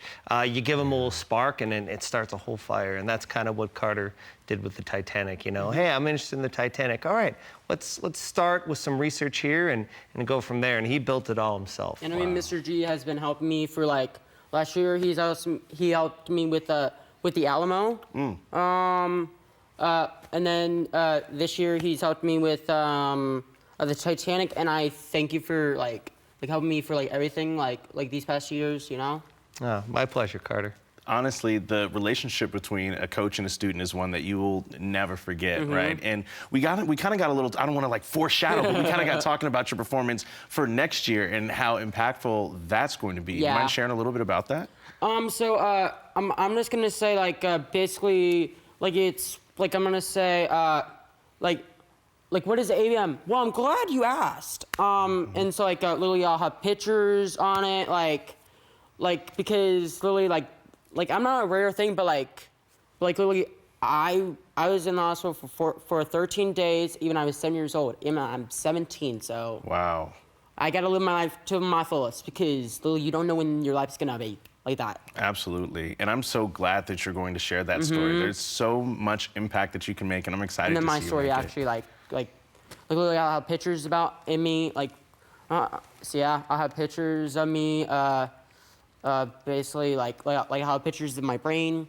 So, yeah. Wow, I can't wait to see that performance as well. And you're only a sophomore. Yeah. You're a sophomore. You got so much ahead of you. And I'm 17. Wow. I'm excited to see what you're going to bring to the stage in the future. Thank you so much for your performance. Congratulations again, Carter. Well, thank you for this offer. Oh, anytime. And James, thanks so much for joining us here. Our pleasure. That was wonderful. Hey, our next category is extemporaneous speaking. In extemporaneous speaking, you're given a domestic or foreign-related topic in which you do research to answer and support your arguments to that question, usually in 5 to 7 minutes. Now let's watch Red Cloud's Mariah McDowell perform her Class D1 winning extemporaneous presentation about the future of Indonesia. Joseph Stalin, Adolf Hitler, and Mao Zedong. These are the names of some of the most infamous dictators on the planet. And while in today's increasingly democratic political landscape, dictators are much less common, some still exist. One such example is a man by the name of Suharto. According to his Britannica page, Suharto was the leader of Indonesia from the years 1967 until 1998. And his downfall came about due to corruption within his own party, as well as economic collapse throughout Indonesia. Given Indonesia's transitional landscape politically and their new president, Prabowo Subianto, is it safe to say that they are entering a new era that is quite reminiscent of the one they faced while Suharto was their dictator? I believe that yes, Indonesia is reverting back to a similar political landscape that they experienced while Suharto was their dictator. To begin, we will talk about the similarities between Suharto and Subianto. Next, we would talk about the military and its effects both in the 90s and today. And finally, we will talk about Indonesia's economic landscape and how it is quite reminiscent of how it was before their economic collapse in the 1990s. To start with, there are many similarities between current President Prabowo Subianto and former dictator Suharto. According to the New World Encyclopedia, Suharto had an extensive military run and was later the Indonesian military general. This is something that he shares with Prabowo Subianto, as according to a CNN article posted on February 19th of 2025, Prabowo Subianto was in the Indonesian military for some time, before becoming an army general himself. The two share more similarities than just that, though. The CNN article also goes on to state that Subianto has been known for having a short temper and was even banned from the United States due to allegations of human rights violations. This is something that he shares in common with Suharto. And according to the Jakarta Post, in an article uploaded on February 12th of 2018, both men were able to flee the country before being held on trial for their actions. Something else that's interesting to note is that Prabowo Subianto was at one point married into the family of Suharto, showing that the two could have had a connection beforehand. As the saying goes, it takes one to know one, and similarly, it takes one to act like one as well. It seems that Prabowo Subianto is taking notes from Suharto's reign and implementing them into his own life and reign as the leader of Indonesia. After talking about the similarities between the two men, we will now talk about the military and the role it played both in the 90s and today in Indonesia. The military is a large part of any country, and given that both Prabowo Subianto and Suharto were prominent military figures, it makes sense that they both focused on the military while in power. According to an article posted on the Street Journal website on February 12th of 2025, it states that while Suharto was in power, the Indonesian military murdered almost 1 million Indonesian civilians in the span of less than a year. This was done so that Suharto could maintain power and corruption throughout the country. Thus, in 2004, a law was created restricting the amount of power that military personnel could have in both government and civilian roles. And while this guaranteed protection for civilians for some time, things may be different moving forward. An ABC News article posted on March 15th of 2025 states that recently the Indonesian parliament unanimously agreed to create an amendment that would remove the restrictions that this 2004 law placed on military personnel. This means that there will be increased military involvement in both the government and in civilian affairs. This has caused many people in Indonesia to fear for their own democratic freedom moving forward, something that they are right to be afraid of, as this gains more power for the military and can lead to increased corruption by Prabowo Subianto, similarly to how Suharto abused the military for his own gain. After talking about how the military affected the dictatorship back in the 1990s, we will now talk about how the economic landscape of Indonesia is reminiscent of how it was under Suharto. Suharto was the leader of Indonesia for almost 30 years before being forced out of the position due to economic hardships throughout the country. And in the last 6 months since Prabowo Subianto has been the president of Indonesia, economic problems are already piling up. According to an article on the Benner News website posted on March 28th of 2025, it states that during his presidential campaign, Prabowo Subianto promised to create an initiative that would provide free school lunches for children across Indonesia. This created a lot of appeal for him and led to many people favoring him as the presidential candidate. However, this is not economically viable for Indonesia, as while this may benefit the students of Indonesia, this would cost at least $30 billion collectively, even until the end of Prabowo Subianto's 2029 term. This is something Indonesia cannot afford and would push them above their debt limit. Additionally, since Prabowo Subianto is placing increased importance on military spending, he claims that he wants to increase spending from 0.9% of gross domestic product up to 2.5% of Indonesian gross domestic product. This relates to a spending of almost $27 billion annually, something Indonesia cannot afford. Indonesia is already struggling, as a Bloomberg article posted on March 26th of 2025 states that the rupiah is at the lowest value it has been at since the economic collapse that drove Suharto out of power. And additionally, Indonesia's other resources are not prepared for the economic hardships that this excessive spending could bring. A Forbes article posted on March 27th of 2025 states that the Bank of Indonesia claims it will be buying state bonds in an effort to control debt monetization. Debt monetization is a strategy used by many countries that are suffering economically as a last-ditch effort to try and save their economies, and oftentimes isn't effective at all. This shows that Indonesia is already on the brink of economic collapse, just as they were at the end of Suharto's rule. Political freedom, the ability to choose your own representatives and presidents is so important in our growing political landscape. And it's unfortunate that Indonesia does not have these same freedoms under its dictatorships. First, we looked at the similarities between current President Prabowo Subianto and former President Suharto. And next, we understood the military and its role in Indonesia, both in the 90s and today. And finally, we looked at Indonesia's current economic landscape and how it relates to the economic landscape that brought the downfall of Suharto and his dictatorship.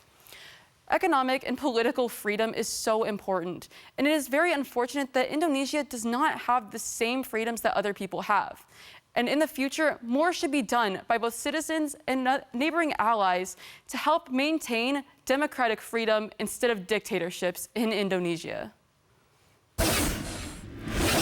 I'm with Red Cloud's Mariah McDole and Samantha McDole, coach, and I noticed the last names are the same. Is this a mom, daughter, cousin, sisters? What's going on here?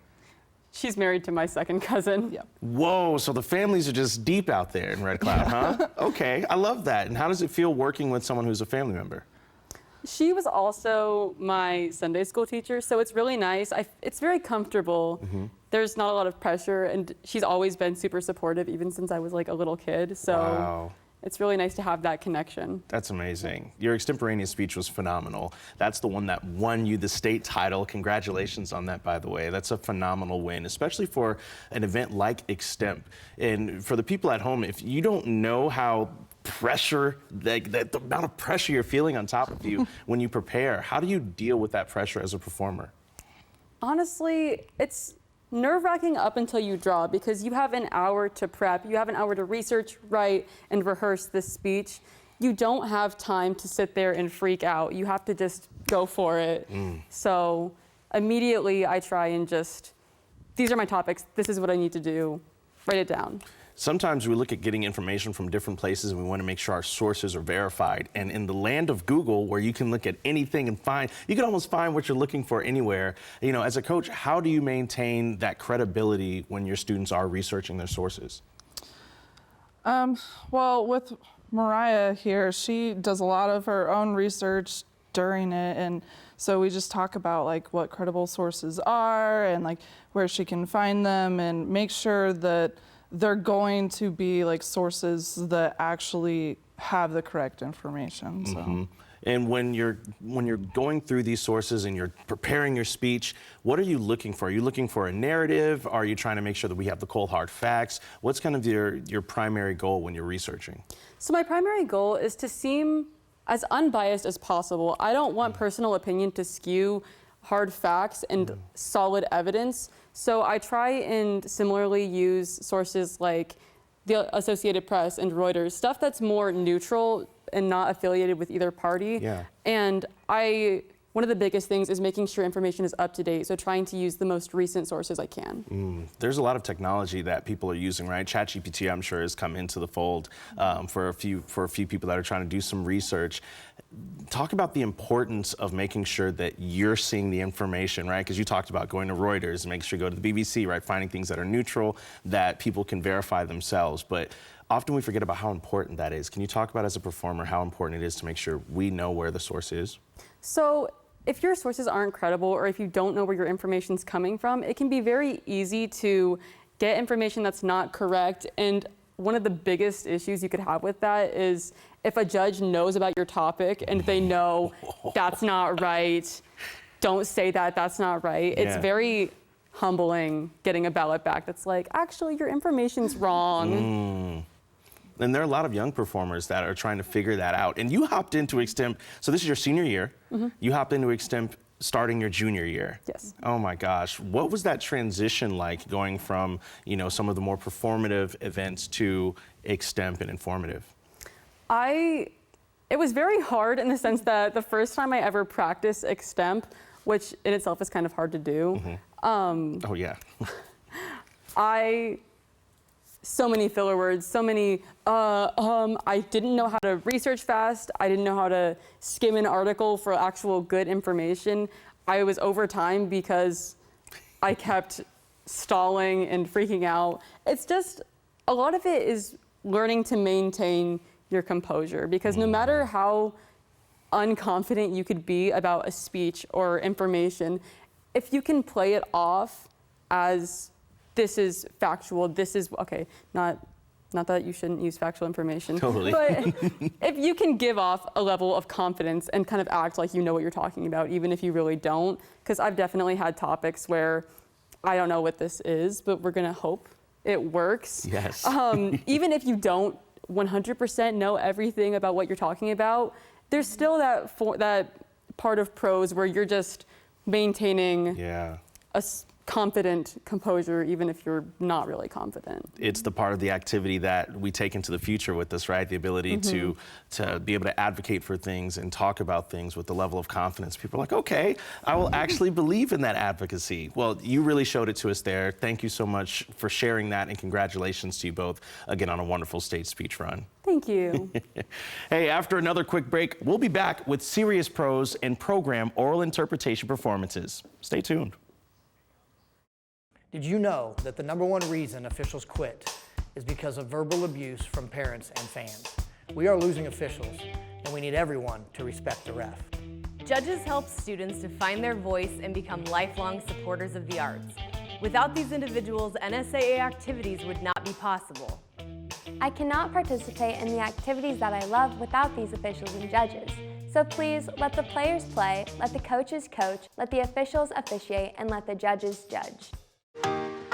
Shine your brightest with camps and classes from Omaha Performing Arts. Connect with national artists and industry professionals to learn new skills and take your artistry to the next level, including advanced dance training for ages 16 plus and Hip Hop Lab Summer Camp for ages 11 to 18. Explore the possibilities at o-pa.org/classes. Nothing is more local than where you work and where you live. Here at CPI, we're more than just an ag cooperative. We're your partner in the field and in your local community. We strive to provide farmer-first customer service every day in our grain, agronomy, energy, and feed divisions. By investing in our communities, we're supporting our customers, employees, and the future of the ag industry right here in Central Nebraska. CPI, making local matter. We're back with our next category, Serious Prose. Here's a quick overview. It's an 8 to 10 minute speech with portraying one's serious events in their life. It can be traumatic, it can be happy, it can be whatever you want. You can write the script, you can take it from an already made script, or you can combine several scripts together. I love serious because a lot of people don't like to talk about traumatic events in the world or in their life, and I think it should be brought into awareness more. Morgan Thiemann of McCool Junction is the Class C2 champion in Serious Prose. Here's her winning performance titled Baby Mama.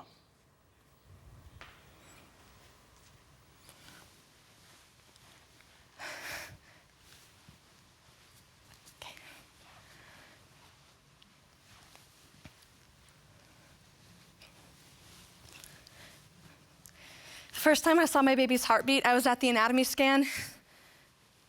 You know the ultrasound technician, she puts all that gunk on your stomach? Whoa, that's cold.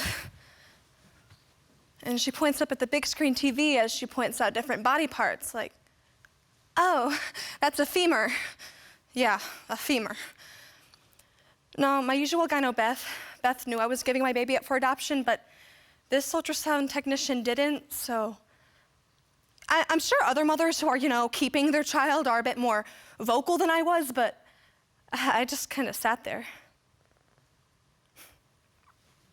in silence.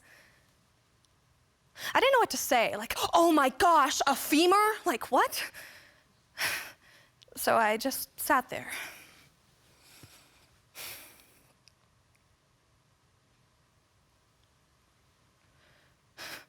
But then I heard the heartbeat.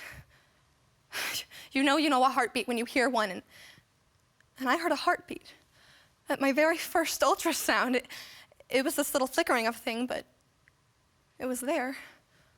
My baby had a heartbeat, and yeah, I was giving my baby up for adoption, but he will always be my baby. Always. It may surprise you to learn that 45% of pregnancies in the year 2024 were unplanned. Playwright Maria McCarthy found herself faced with the reality of this statistic, and for reasons that were entirely her own, she chose to give up her baby for adoption in search of the perfect parents to foster her child.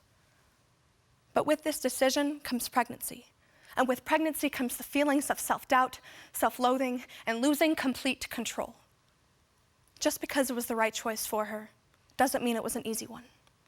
Baby Mama by Maria McCarthy. So I walked into Planned Parenthood to confirm that I, in fact, was pregnant, and I met Deb. Now, Deb always kind of looks at you like, oh, are you okay? And honestly, I loved it. Almost immediately, I think she really liked me back. I really started to feel like the feeling was mutual, so the decision to finally start looking for parents to foster my child after months and months and months and months of appointments with Deb wasn't really going as much planned as we just sort of ran out of things to talk about. But then one day she hands me the book. The book is literally a book of people that want to adopt your child. It has everything in it. It has their names, what they do for a living, their parenting style, their parents' parenting style, their zodiac sign. Yeah, that could come in handy. And I was looking for the perfect gay couple because as a queer woman, I don't know, it's just a beautiful thing, Of course, I'm open to heteros too, but they already have some advantages, right mix of parts that we don't have. Then she hands me this piece of paper. It's a mixed couple, 2 guys.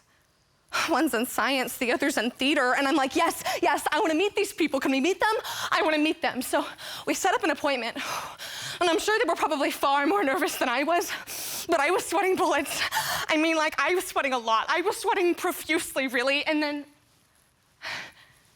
in walked Greg, and in walked Daniel. And Greg sat to the right of me, and Daniel sat to the left, and I was like, look, I'm in a man's sandwich. And they laughed. They laughed at my stupid, oh so stupid joke, and I loved them. I loved them almost immediately. And then Greg was like, well, what do you want for your child? And I was like, oh, great question. I mean, obviously, great question. Great question. I guess I just want a place where he can truly be himself. You know, and he always feels loved, no matter what, no matter who he wants to love or what he wants to do or where he ends up. I'm sorry, and I look up and Greg's choked up and Daniel's choked up. Okay, I'm a little choked up too. And they were perfect. Absolutely perfect.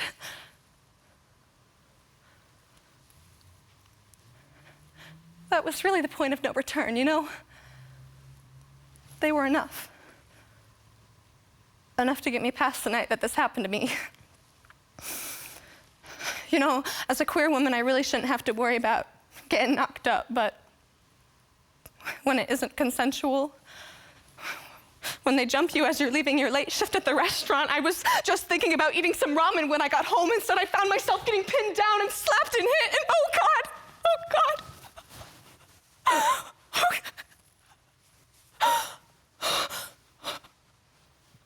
I only wanted to go home.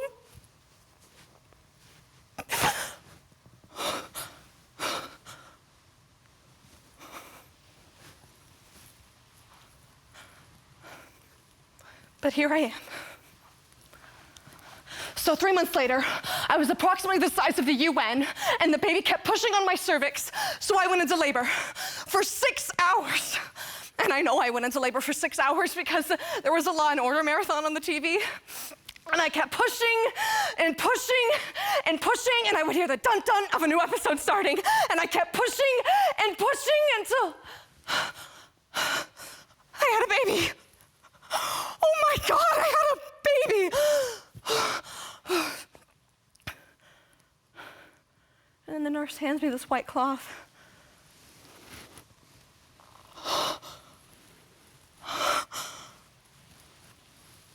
Oh my God. I had a baby. You know, the stories are true. The moment you see your child, you are just instantly screwed. But then 3 days later, things got real because 3 days later, I had to leave without my son. I wish I could tell you exactly what I said or this whole long speech, because there's always this whole long speech, but I just remember saying over and over again that I don't want to do this. I don't want to do this. I don't want to do this. I don't want to do this. Don't make me do this. And I took him over to the window. And I was like, look, it's a scary world out there. But I will always be there for you. Always. And I will always love you. And I love you. I love you, and I don't want to do this. I don't want to do this.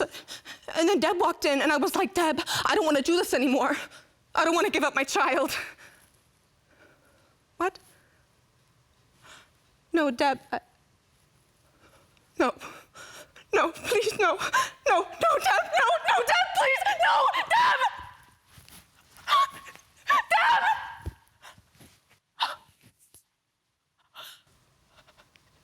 She just left. She just left.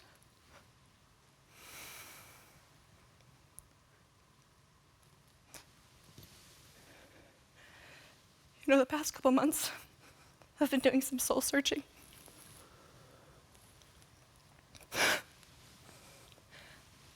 I've been like the Indiana Jones of soul searching. Like, What if I move back in with my parents? Or I get this sum of money from somewhere? But the math never quite worked out right. Because the truth is, I could raise my child if I wanted to. But the choice between one parent and three, you're supposed to choose three, right? You're supposed to choose three. I could sit here and convince myself that I wouldn't have been a good mother, but I would have been a great mother. So I won't. Because I chose three. I'm with McCool Junction's Morgan Thiemann and mom and coach Sherry Thiemann. First off, congratulations. Thank you. You know, what a phenomenal and powerful performance. When you talk about topics that you choose, this one is so relevant almost forever, but why did you choose it this year? I don't know, I read the script, like she showed it to me, and immediately I felt connected to the main character and her situation. I don't know, it's a story you don't hear a lot at speech, and I just thought it was really strong. It really struck me in my heart. As a coach, when you see different kinds of performances and you know this one's going to stick out, what gave you the confidence to say, you know what, we're going to tackle this difficult subject? Morgan's always had the ability to kind of dig deep and show all of the different emotions. This particular character, she's very witty, she's funny, but she also, you know, feels her pain very deeply, and I knew Morgan could portray, you know, the depth of this character. Yeah, I call it giving a full meal, right? We felt all of the emotions inside of that performance, which was just great. Make you laugh before you cry. Yes! Oh, God, you better stop that. I was literally like on the verge of tears, like, oh my goodness. Let's talk about how deep you had to go in order to get to some of those spaces for that performance, because, you know, for the folks at home, they might not understand that some of those dark parts, you actually have to tap into something yourself and in order to get there. Can you talk about getting there for those who want to be on that stage one day? Oh yeah, it takes a lot of focus and it takes a lot of practice, because it's a really hard subject, and sometimes if you don't get into how hard the subject is, you can never really fully express it. So like I had to really understand that what was going on in the story was really hard. It's really hard for a lot of people to hear, and it's really hard for me to hear as well. Yeah. The pantomime that you did, and if you're not familiar, pantomime are the small actions that actors will do while they're on stage. The pantomime of being pregnant, did someone teach you that? I mean, it seemed really realistic. The weight was there and everything. Me and my coaches just kind of workshopped it. I've just kind of figured it out. One day I was like, hey guys, this is good? Yeah. He said, yeah, it looks good. And Mom, you approved. You're like, yes, this looks... Yeah, interestingly enough, we do a lot of the early work together, and then a lot of the pantomiming and the blocking is actually with my assistant coaches. And so a lot of that we have to thank to them as well. Shout out to the assistant coaches, yes, always. Yes. Let's talk about the relationship that you all have had, right? 4 years in, this is your senior year. You've got to experience that growth over the 4 years. Can you just talk briefly, Sherry, about the growth of her as a student and as a performer? Sure. Her freshman year, we needed a poetry, and she wanted to be humorous and funny, but we said, you are not. You will do poetry because that is what your team needs. And that is what coaches' children often have to do.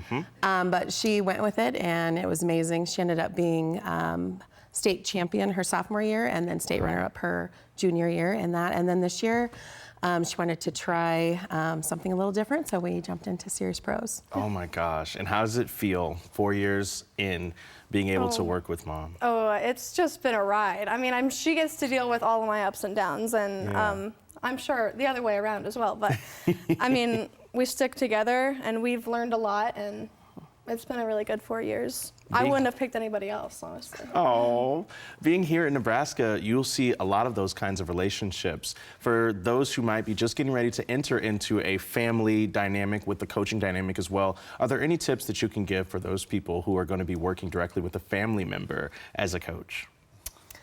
For me, it's just kind of treasure those moments. We don't get to see our high schoolers very often. They're very busy people. And when you have the joy of getting to coach your own child, that's all these extra bonus hours that you get. And over 4 years of play production and speech. So I've had a lot of great times with Morgan, and I wouldn't trade him for anything. Wouldn't trade it. What about you, Even when Morgan? we're kind of yelling at him. Oh, okay. Yeah, it wouldn't get spicy. I mean, I feel bad because I'm really particular when it comes to my acting and stuff. So, like, I would kind of argue, but I think in the long run, we help coach each other. So, yeah. Sometimes those are the ways that it has to be in order to get the results just like these. And you absolutely deserve it. What a powerful performance. Thank you. Thank you so much for sharing. Thank you. Congratulations on that state run. You absolutely deserve that #1 spot. Thanks for joining me. Of course. Let's learn a little bit about our next category, program oral interpretation. POI stands for Program of Oral Interpretation and is an event where students display pieces of prose, poetry, and drama to create an effective point or argument. Here's Braden Hazing of Class D1 Wausau with his winning program oral interpretation speech, The Fear of What's After. Day-o,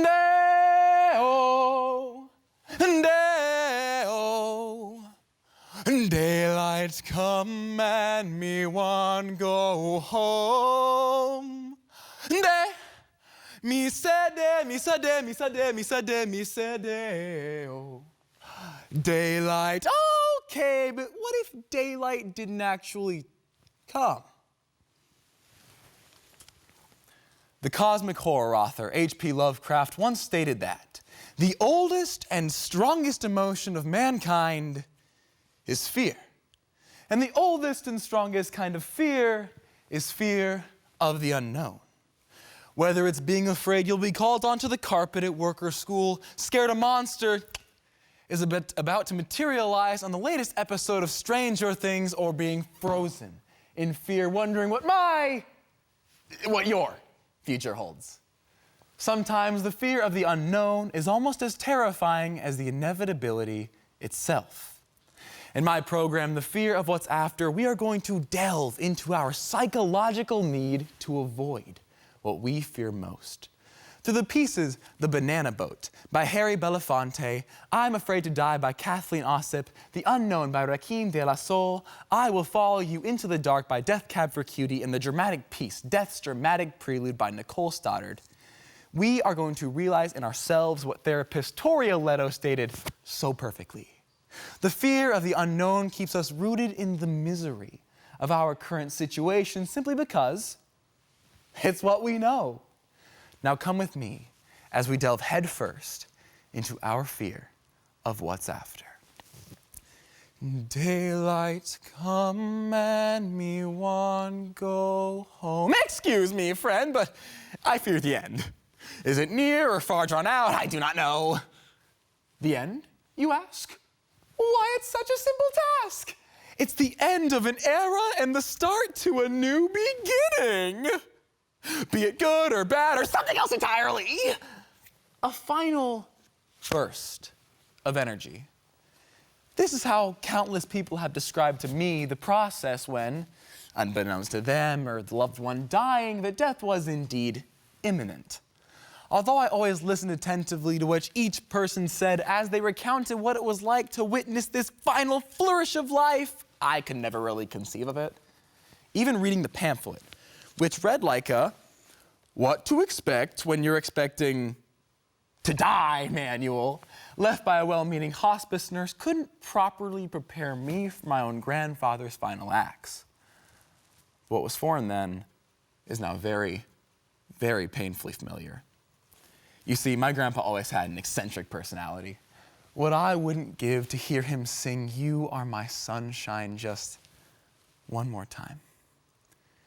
You are my sunshine, my only sunshine. One fear to rule them all, one fear to find them, one fear to bring them in and in the black box bind them. The parody of Tolkien's text represents an ideal place to evaluate the proposition that the fear of the unknown may be a, or possibly is the, fundamental fear underlying all anxiety and neuroticism, as written by neurologist Nicholas Carlton in an article for the National Library of Medicine. Carlton states, "The fear of the unknown will be defined herein as an individual's propensity to experience fear based by a perceived lack of information at any level of consciousness. Meaning, we don't know what we don't know. Which is frickin' terrifying. I am human after all. No matter how it may seem, I'm human. I'm afraid. Just as all humans go, I fear the unknown. To change is such a frightful thing. It's already begun and I don't know the cause. No matter my movements, they rush me forward. I'm not ready. Even now, I yearn for the past. Do you fear death? Is it the fear of death or simply not being here? Maybe you fear the afterlife people rave about. Death. Has it consumed you? Has it kept you from living a productive life? Death is natural. Nothing natural can be detrimental. Death is rest, and rest is strength in disguise for a further adventure. Sri Chalmnoy once stated that, at the current state of human evolution, to overcome death itself may be impossibility, but to overcome the fear of death is not only practicability, but inevitability. Death is normally the sign that the soul, under the unique circumstances, has exhausted the possibility of progress in its current body. On a Sunday, my grandpa, cancer-ridden, awoke with a cough. And that was it. His final curtain. You see, hospice had provided Grandpa with a wheelchair so that he could get outside, watch his grandchildren and dogs play, take in the new world, but he only seemed to use it when I was around. So when we arrived on those last days, I asked him if he wanted to take a stroll, and he so graciously obliged. It was simply joyful, exhilarating for all of us, and yet so sorrowful. The wind was blowing, the sun was shining, and Grandpa was smiling, eyes closed, taking it all in as if it were a dream. And when we arrived back at hospice later that day, he rested, content enough. You make me happy when skies are gray. Death, to die, to expire, to pass on, to push up daisies, to push up posies, to become extinct. Deceased, demise, departed, and defunct. Dead as a doorknob, dead as a herring, dead as myths, the last breath. Paying a debt to nature. God's way of saying, slow down. Worm buffet, kick the bucket, buy the farm, cash in your chips, and if we bury you ass up, I'll have a place to park my bike.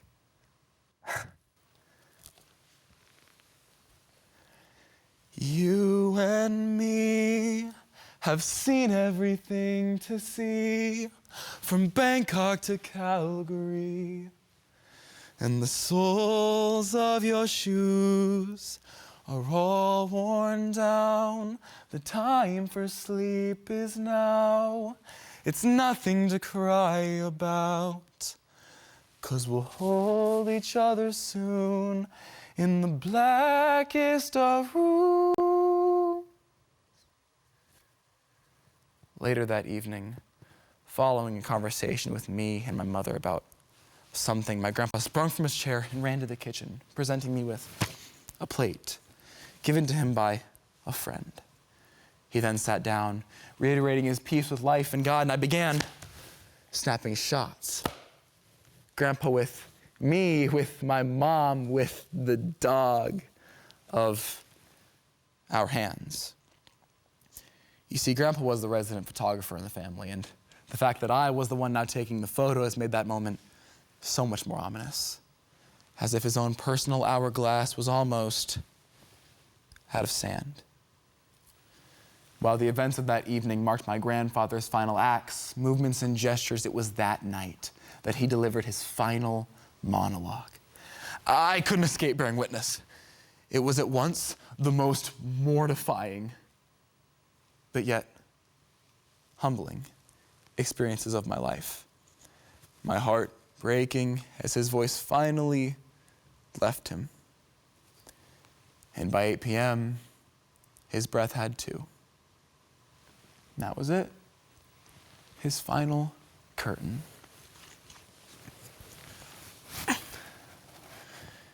You'll never know, dear, how much I love you. Please don't take my sunshine away. In fear of death, we live our lives in vain, not knowing what lies beyond death's door, not knowing if we'll rise again or vanish like a spark forevermore.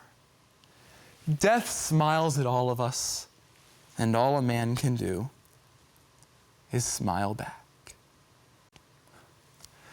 And if heaven and hell decide that they both are satisfied, illuminate the nose on their vacancy signs. If there's no one beside you when your soul embarks, then I'll follow you into the dark. Then I'll follow you into the dark. I've got Wausau's own Braden Hazing and Sheila Hazing with me. Is this a mom and son duo? Is this what's happening here? Yes. Yeah. Oh my gosh. Congratulations, first of all. That was a phenomenal poi performance, right? When you watch something, I was just talking about this, you want a full meal, and you gave me the laughs, the tears. I cried a little bit thinking about my grandpa and what comes after. How did you all decide on a topic that is so, everyone experiences it, but you have to really be delicate? How did you decide on this? Well, choosing topics, we go through a lot of interpersonal emotions and issues that we have. And one of my biggest fears is not doing enough currently, and what's coming next, So we decided to set it in 3 portions, where it would be short term, what's coming, the fears that are near and dear to the future, and then eventually into long term, looking at the afterlife and those kind of issues. And we decided to build our speech around that, and it turned out pretty well. The way that it built, right? You talked about the stages, you could feel it build, and I felt my emotions build. Mom, did you know that this was happening? He always says, I'm kind of a hard person to get to laugh, to cry, because you watch it a million times. But I said, with this, it hits you in a way that every time you walk out, you're like, dang it, he got me again. He did, it worked, because it hits that heart every time you hear it. And you have to choose, when you do poi, you've got to pick things from all over the place. What was that process like for both of you, right? Because this is not just a coach and a student, this is mom and son, so the collaboration had to be incredible. How did y'all come up with the different sources that you picked? Well, we had to start it off.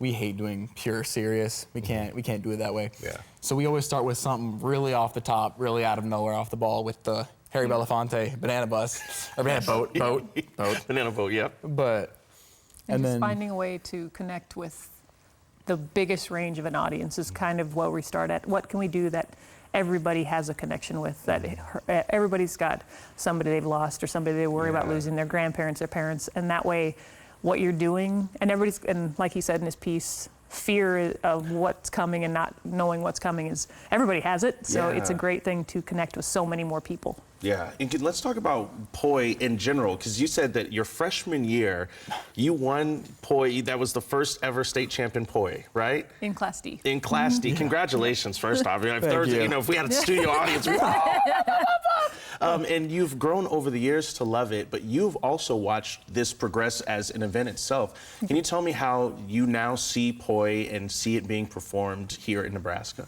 Well, first year, it was a mush jumble of nobody had any clue what they were doing. Yeah.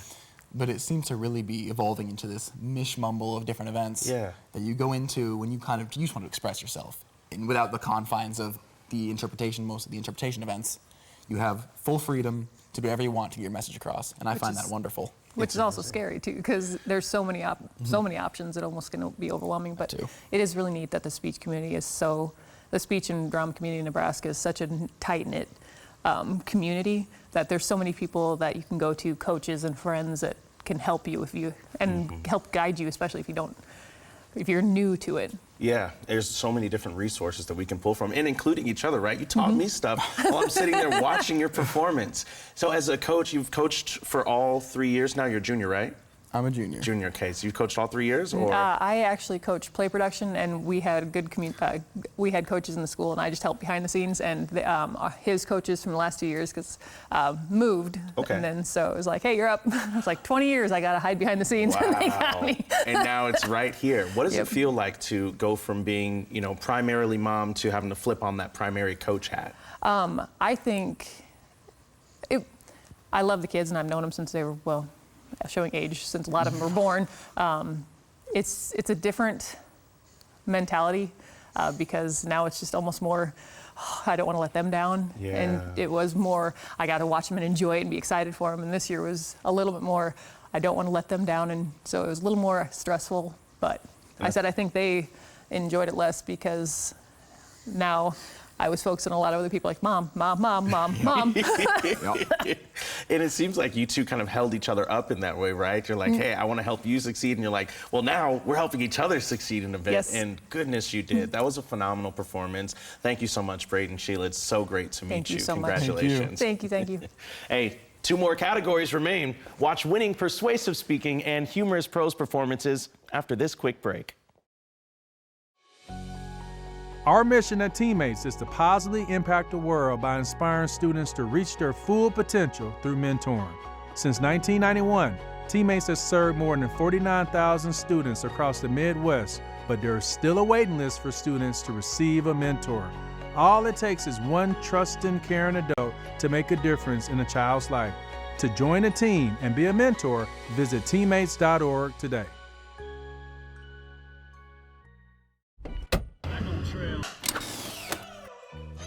Why is it important to fill out your FAFSA? First off, it's how you apply for federal, state, and most college-based financial aid. It's easier to fill out than you think. Start college on the right track.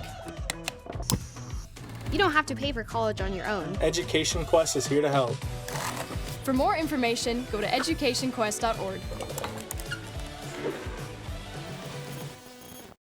We're back for our last 2 2025 NSAA Speech Championships Best of the Best performances. Persuasive is first. Persuasive is a platform event with a 10-minute max, and there is no visual aids. You cannot have more than 150 quoted words. It is an event where you try to persuade people with your thesis based on facts. Emily Odepal of York was the Class B Persuasive Champion. Her winning speech is titled The Erosion of Connection. Starting middle school can be overwhelming for anyone. For me, it was more than just adjusting to a new environment. It was watching my friendships slowly drift apart. And I spent most evenings at home, scrolling through TikTok or binge watching Netflix, trying to fill the void. Despite the myriad of connections around me, I felt completely isolated. But it turns out I'm not alone. A survey published by American Perspective, titled The State of American Friendships in 2021, found that more than 2/3 of the public say they have not made a new friend in the last 1 to 4 years. And it's not just about friendships, but connections to our community. When was the last time you sat on the porch with your neighbor, shooting the breeze? Do you even know your neighbor's name? We are a proudly independent nation. But if we're not careful, isolation will strain our personal well-being and weaken the connections that hold our communities together. We must rephrase our relational resolve and stop self-isolating. Today, we will examine the pitfalls of prolonged isolation, what affects this isolation issue, and the benefits of building balanced relationships. The French poet Joseph Roux eloquently captured the essence of this struggle when he said, "Solitude vivifies, isolation kills." At times, it felt like I was tucked away, trapped in my own little bubble, safe but sealed off from the genuine warmth of others. Now, I'm not saying you need to be in social situations all of the time, because who doesn't love a little me time? But our isolation tendencies are creating lasting problems. One such problem caused by isolation is the rise of health issues in our society. The Centers for Disease Control and Prevention, in a report titled Health Effects of Adolescent Brain Structure in 2023, found that isolation significantly increases the risk of premature death from all causes, a risk that rivals those of smoking, obesity, and physical inactivity. Humans are meant to be social creatures. We thrive in relationships and prosper with connections. In a National Institute of Aging study by Sheila Bamba, titled Self-Isolation Among Older Adults in 2023, she found that up to 75% of seniors in long-term care facilities experience self-isolation, which can lead to a 30% faster physical decline rate and a 40% higher mortality risk. While intended to support health, removing individuals from their family and community often has the opposite effect. Additionally, isolation has weakened our social skills. As people lean more on technology for social interaction, the nuances of interpersonal communication, like reading body language and understanding tone, are often lost. For example, a survey titled Declining Social Skills by Gigi Brodoff from the New York Post in 2024 found that 25% of remote workers felt their social skills had declined while working from home. This can lead to difficulties in forming and maintaining relationships. But isolation doesn't just harm individuals. It has a measurable impact on economic productivity and workplace dynamics.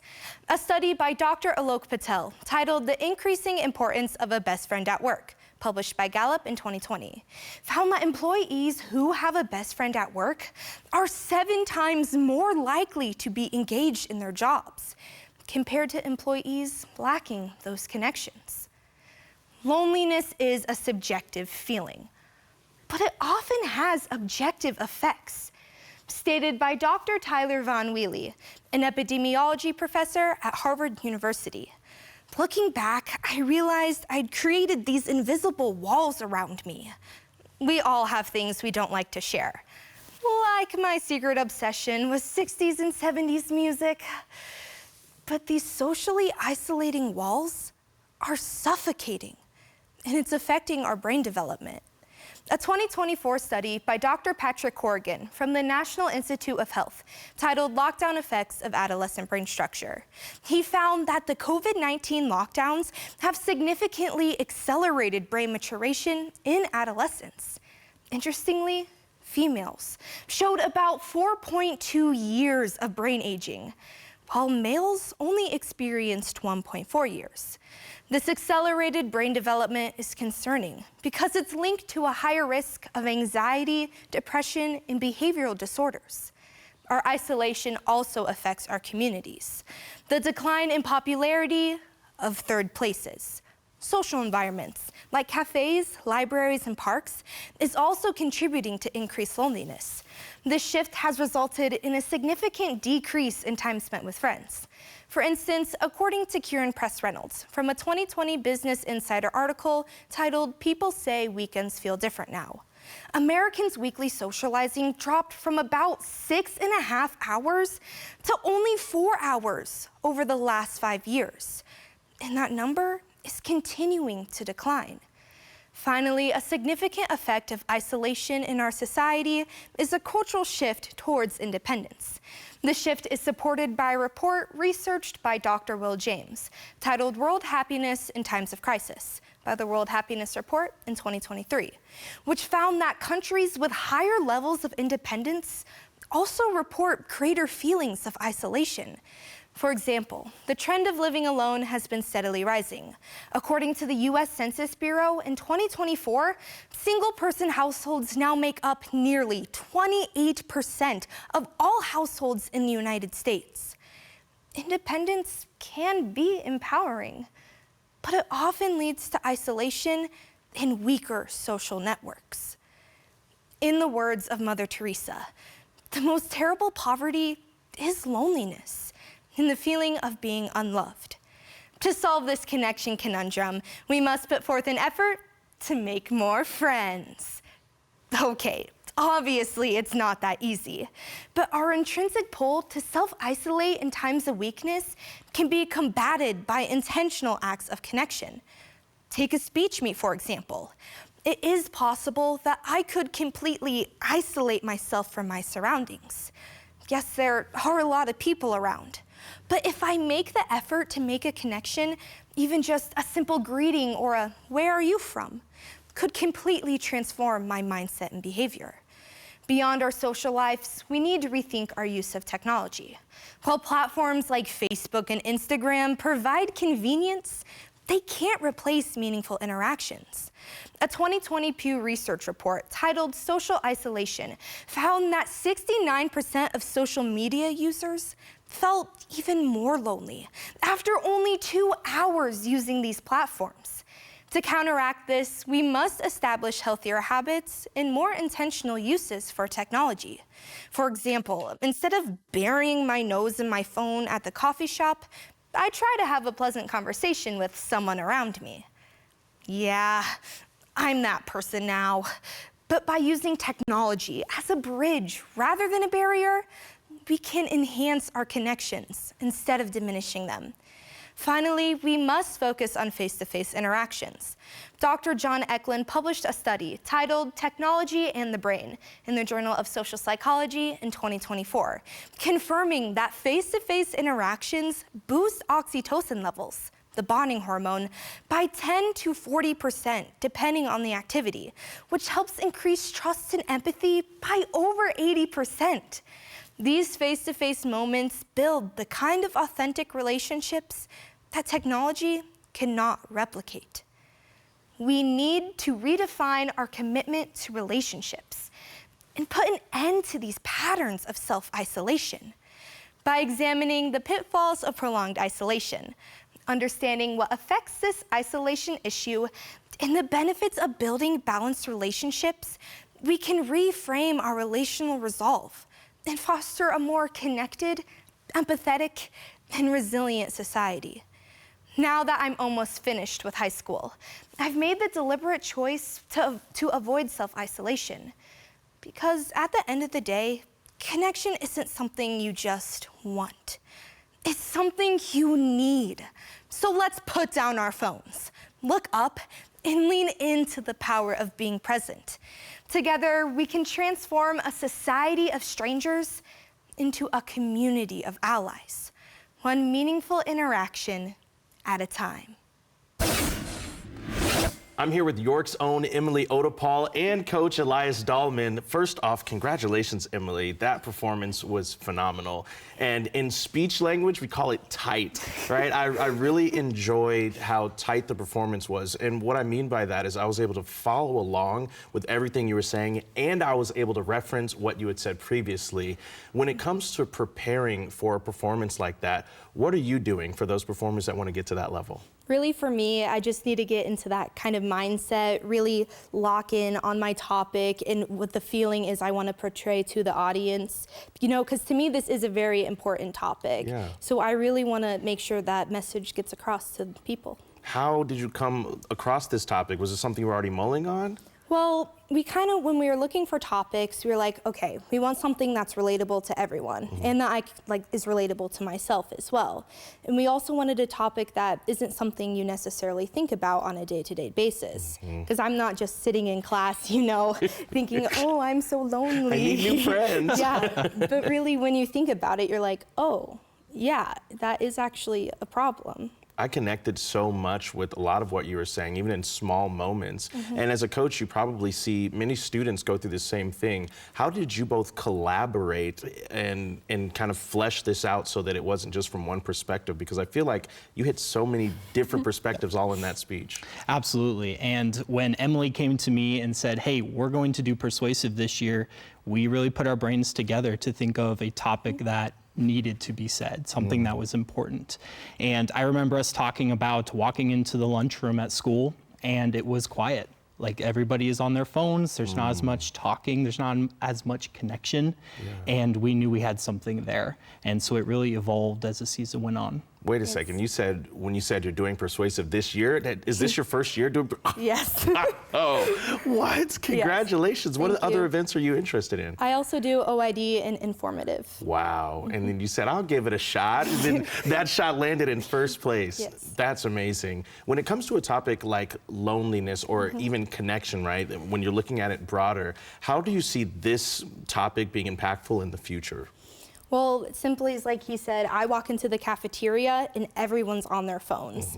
And you know, humans, like I say in my speech, humans are meant to be social creatures. Absolutely. We're meant to talk to other people, mingle, be around other people. So us avoiding this is really just harming us in the end. And one of my favorite parts of the speech is when we speak to different generations as well, and even an older generation, and the fact that we need family, we need friends, we need neighbors, we need that connection. I love that you also say, I am that person at the coffee shop now, because you know, we all go, oh, here they come. But now that I've heard your performance and listen, I'm like, you know what, maybe I will take the time to put my phone down and actually chat with that chatty person at the coffee shop. Again, congratulations on that state win. Thank you so much for joining us today. That was a phenomenal performance. Thank you. Thank you. Our final category coming up is humorous prose. Humorous is a 10-minute max piece where you either pick a play, a script already written, or you can write one yourself. You cut it down if it's too long. It could be a monologue, or you can portray multiple characters. Your goal is to have your highs, lows, fast, and slows, and really portray those characters to your audience to try to get them to laugh. Here's Max Apel from Lincoln East with his Class A winning humorous prose performance, We're Not So Different, You and I.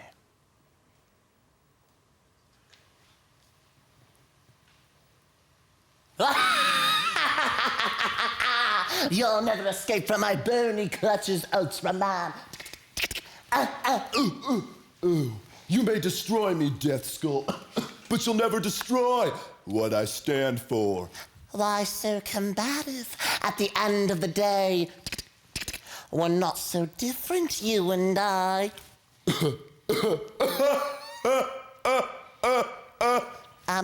What's so funny? Nothing, it's just, that's kind of a stretch. I mean, I know we both wear capes and all, but I stand for good, you stand for evil. Superhero, supervillain. That's about as different as it gets. Oh, righto.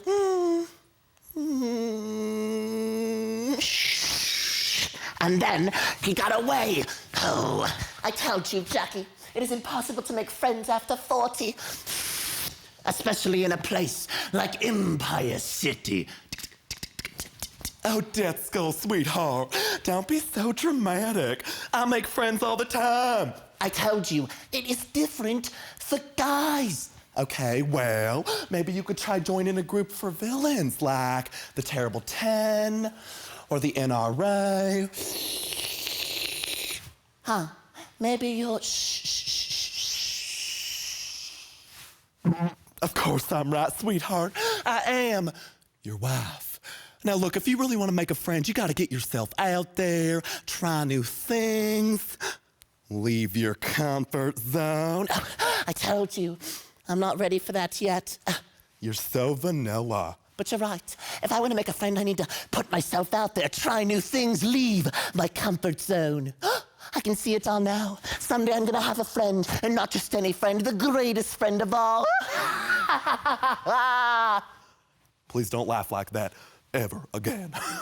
Now look, it's girls' night. We're having mojitos.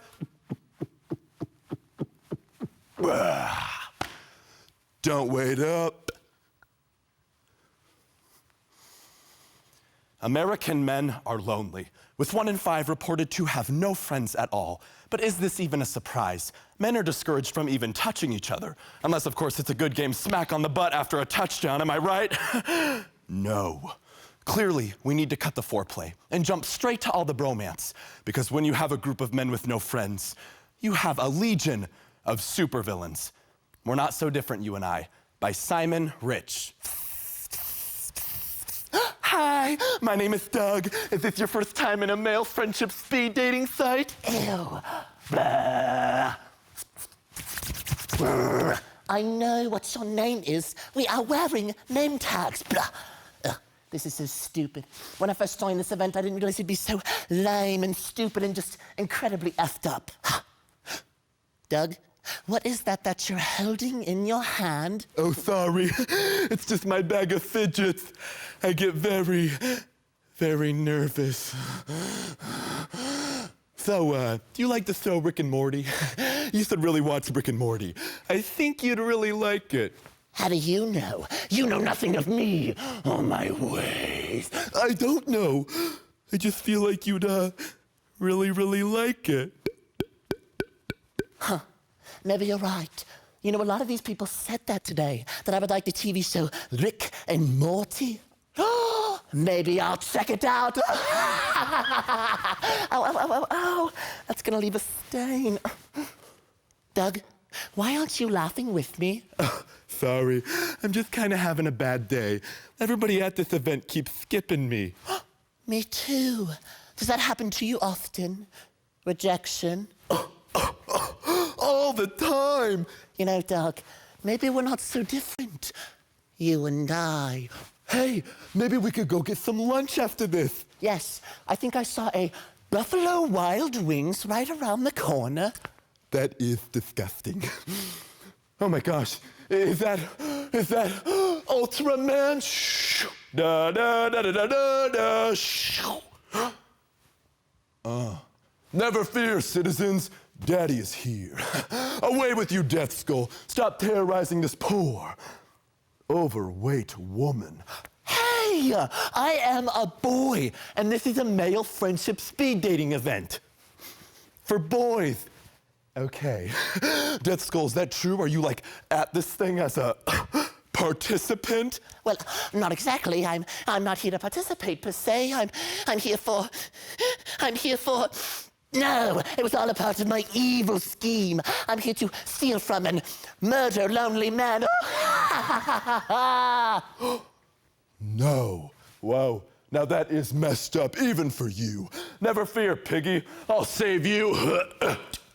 Ultraman, away! Shh, wait. Am I a bad guy? Death Skull, sweetheart. My lord, excuse me. Just wanted to come in and check on you. Haven't heard from you in a while. I'm fine, Jackie. Well, they're unveiling the world's biggest diamond ring at the museum tonight. I was thinking maybe you could crash through the door and say something like, ring, ring, it's me. You know, ring, ring. Like a play off the word ring. Ring. Jackie, be honest. Do you think that I am a bad guy? Sweetheart, of course you are. You are the worst person I have ever met. Now you come here. Look in this mirror and repeat after me. I am evil. I'm evil. I am a maniacal ghoul. I'm a ghoul. And I will stop at nothing to get what I want. Told you, not ready for that yet. You know, sweetheart, we have been together for 20 years and you never once told me about your origin story. Jackie, it's really not that complicated. I fell into a vat of toxic waste and it transformed me into a skeleton. No, I mean your real origin story. Middle school. Middle school. Ooh, mojito. Middle school. Middle school? Oh no, the jokes, the pranks, the laughter. In 8th grade, it got so bad that I was like, maybe I am gay. By the time I reached adulthood, it was so much easier to close myself off to the world. And if that didn't work, then to knock everyone out with brightly colored gas.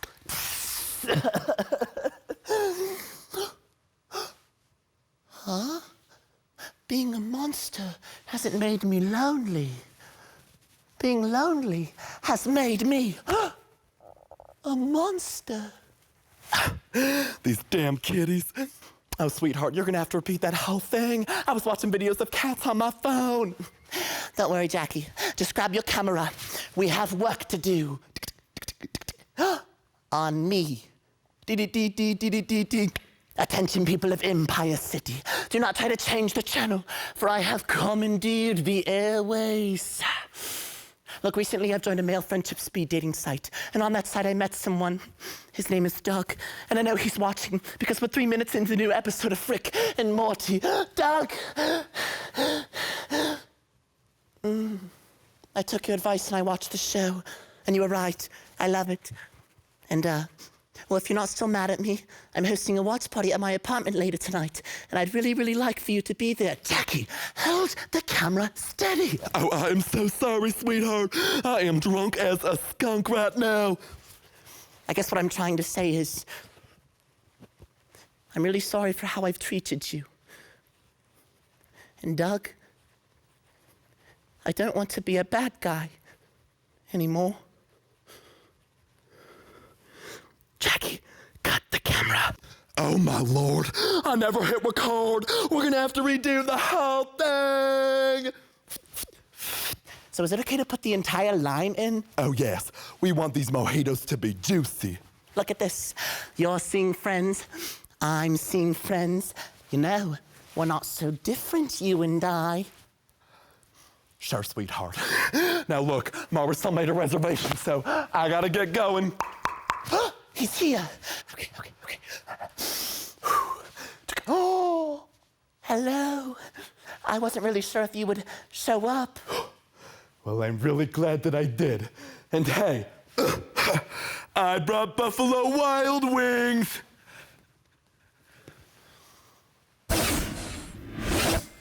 I'm here with Lincoln East, Max April, and Coach Nick Herring. First off, congratulations, Max, on a state tournament that was phenomenal. See, if you don't know, Max not only won humorous at the state tournament, but also dramatic and program of oral interpretation, which is just a feat in and of itself. So a big congratulations for a phenomenal season for both of you.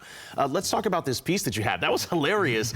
How did you all work together to come up with that piece as a choice? For sure. So Mr. Herring actually put a lot of work into finding that, and I'm really thankful for that. So he kind of stumbled across it at the beginning of the year, and I believe it was from an article, is that correct? It was from the New Yorker, yep. Perfect, which was really cool, and Herring kind of found it, and he thought it would be super funny and also have a good societal impact as well, so we kind of just got to cutting. And it was phenomenal.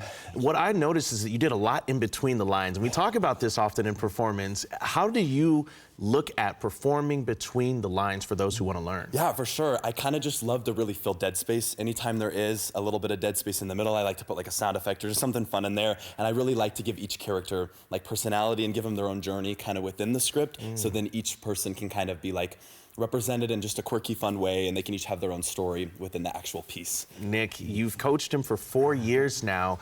Talk about the progression that you've seen, because Max, you seem to have things, you have a road that you're on and you know how to walk it, but having a coach next to you helps so much. Nick, can you talk about walking this path with him? Sure. So Max started out as a freshman, and he was a little green when he started, to be honest, but he is one of the hardest workers that I've ever seen. And I just, I remember our beginning coaching sessions when he was a 9th grader. All the feedback that he was given, immediately he would go home, he would work on it. By the end of the year, and as a freshman, he was one of the best interpreters on the team. And I mean, he puts in just so many hours. He loves this activity with his whole heart, and he loves the team with his whole heart. So it was just cool to see him kind of go from that little 9th grader to this kid ready to go off to college. So, off to college. And where are you going to college? I'll be at UNL, University of Nebraska. Okay, Yes. you're going to be a Husker. There we go. Excited, oh yeah. Max, winning this many times can sometimes get in people's heads, right? And as young performers, that makes us trip over ourselves.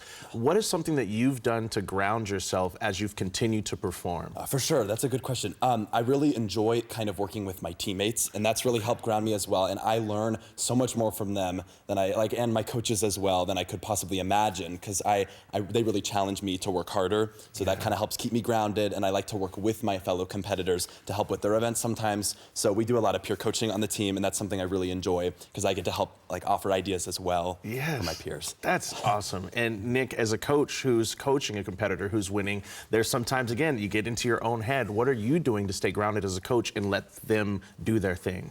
Well, I think the thing is, you just have to, like I said, Max loves the team. You have to love the activity. And so, I've been doing this for a couple of years, and I've seen, kids come and kids go. And so, just enjoying the time that you have with a stellar group. Max is obviously one of the big leaders on the team, but having a class like we've had this year and the last couple of years has just been awesome. So, just enjoying it while you have it. Enjoy the process. For sure. Enjoy the process. And you can see that, Max. You are a phenomenal actor. You're bringing us into your world and allowing us to experience all of it. So a big congratulations to you for all of the time that you've spent on our stages here in Nebraska and across the U.S. And good luck to you in the future. Thank you. I appreciate it. Thank you so much. Thank you so much. Awesome. 11 great performances from some extraordinary students. And if you missed any of it or you want to watch again, which I know you do, go to nebraskapublicmedia.org or Nebraska Public Media's YouTube channel. For the NSAA and our entire Nebraska Public Media production crew, I'm Dwayne Taylor. Thank you for watching NSAA State Speech Championships Best of the Best.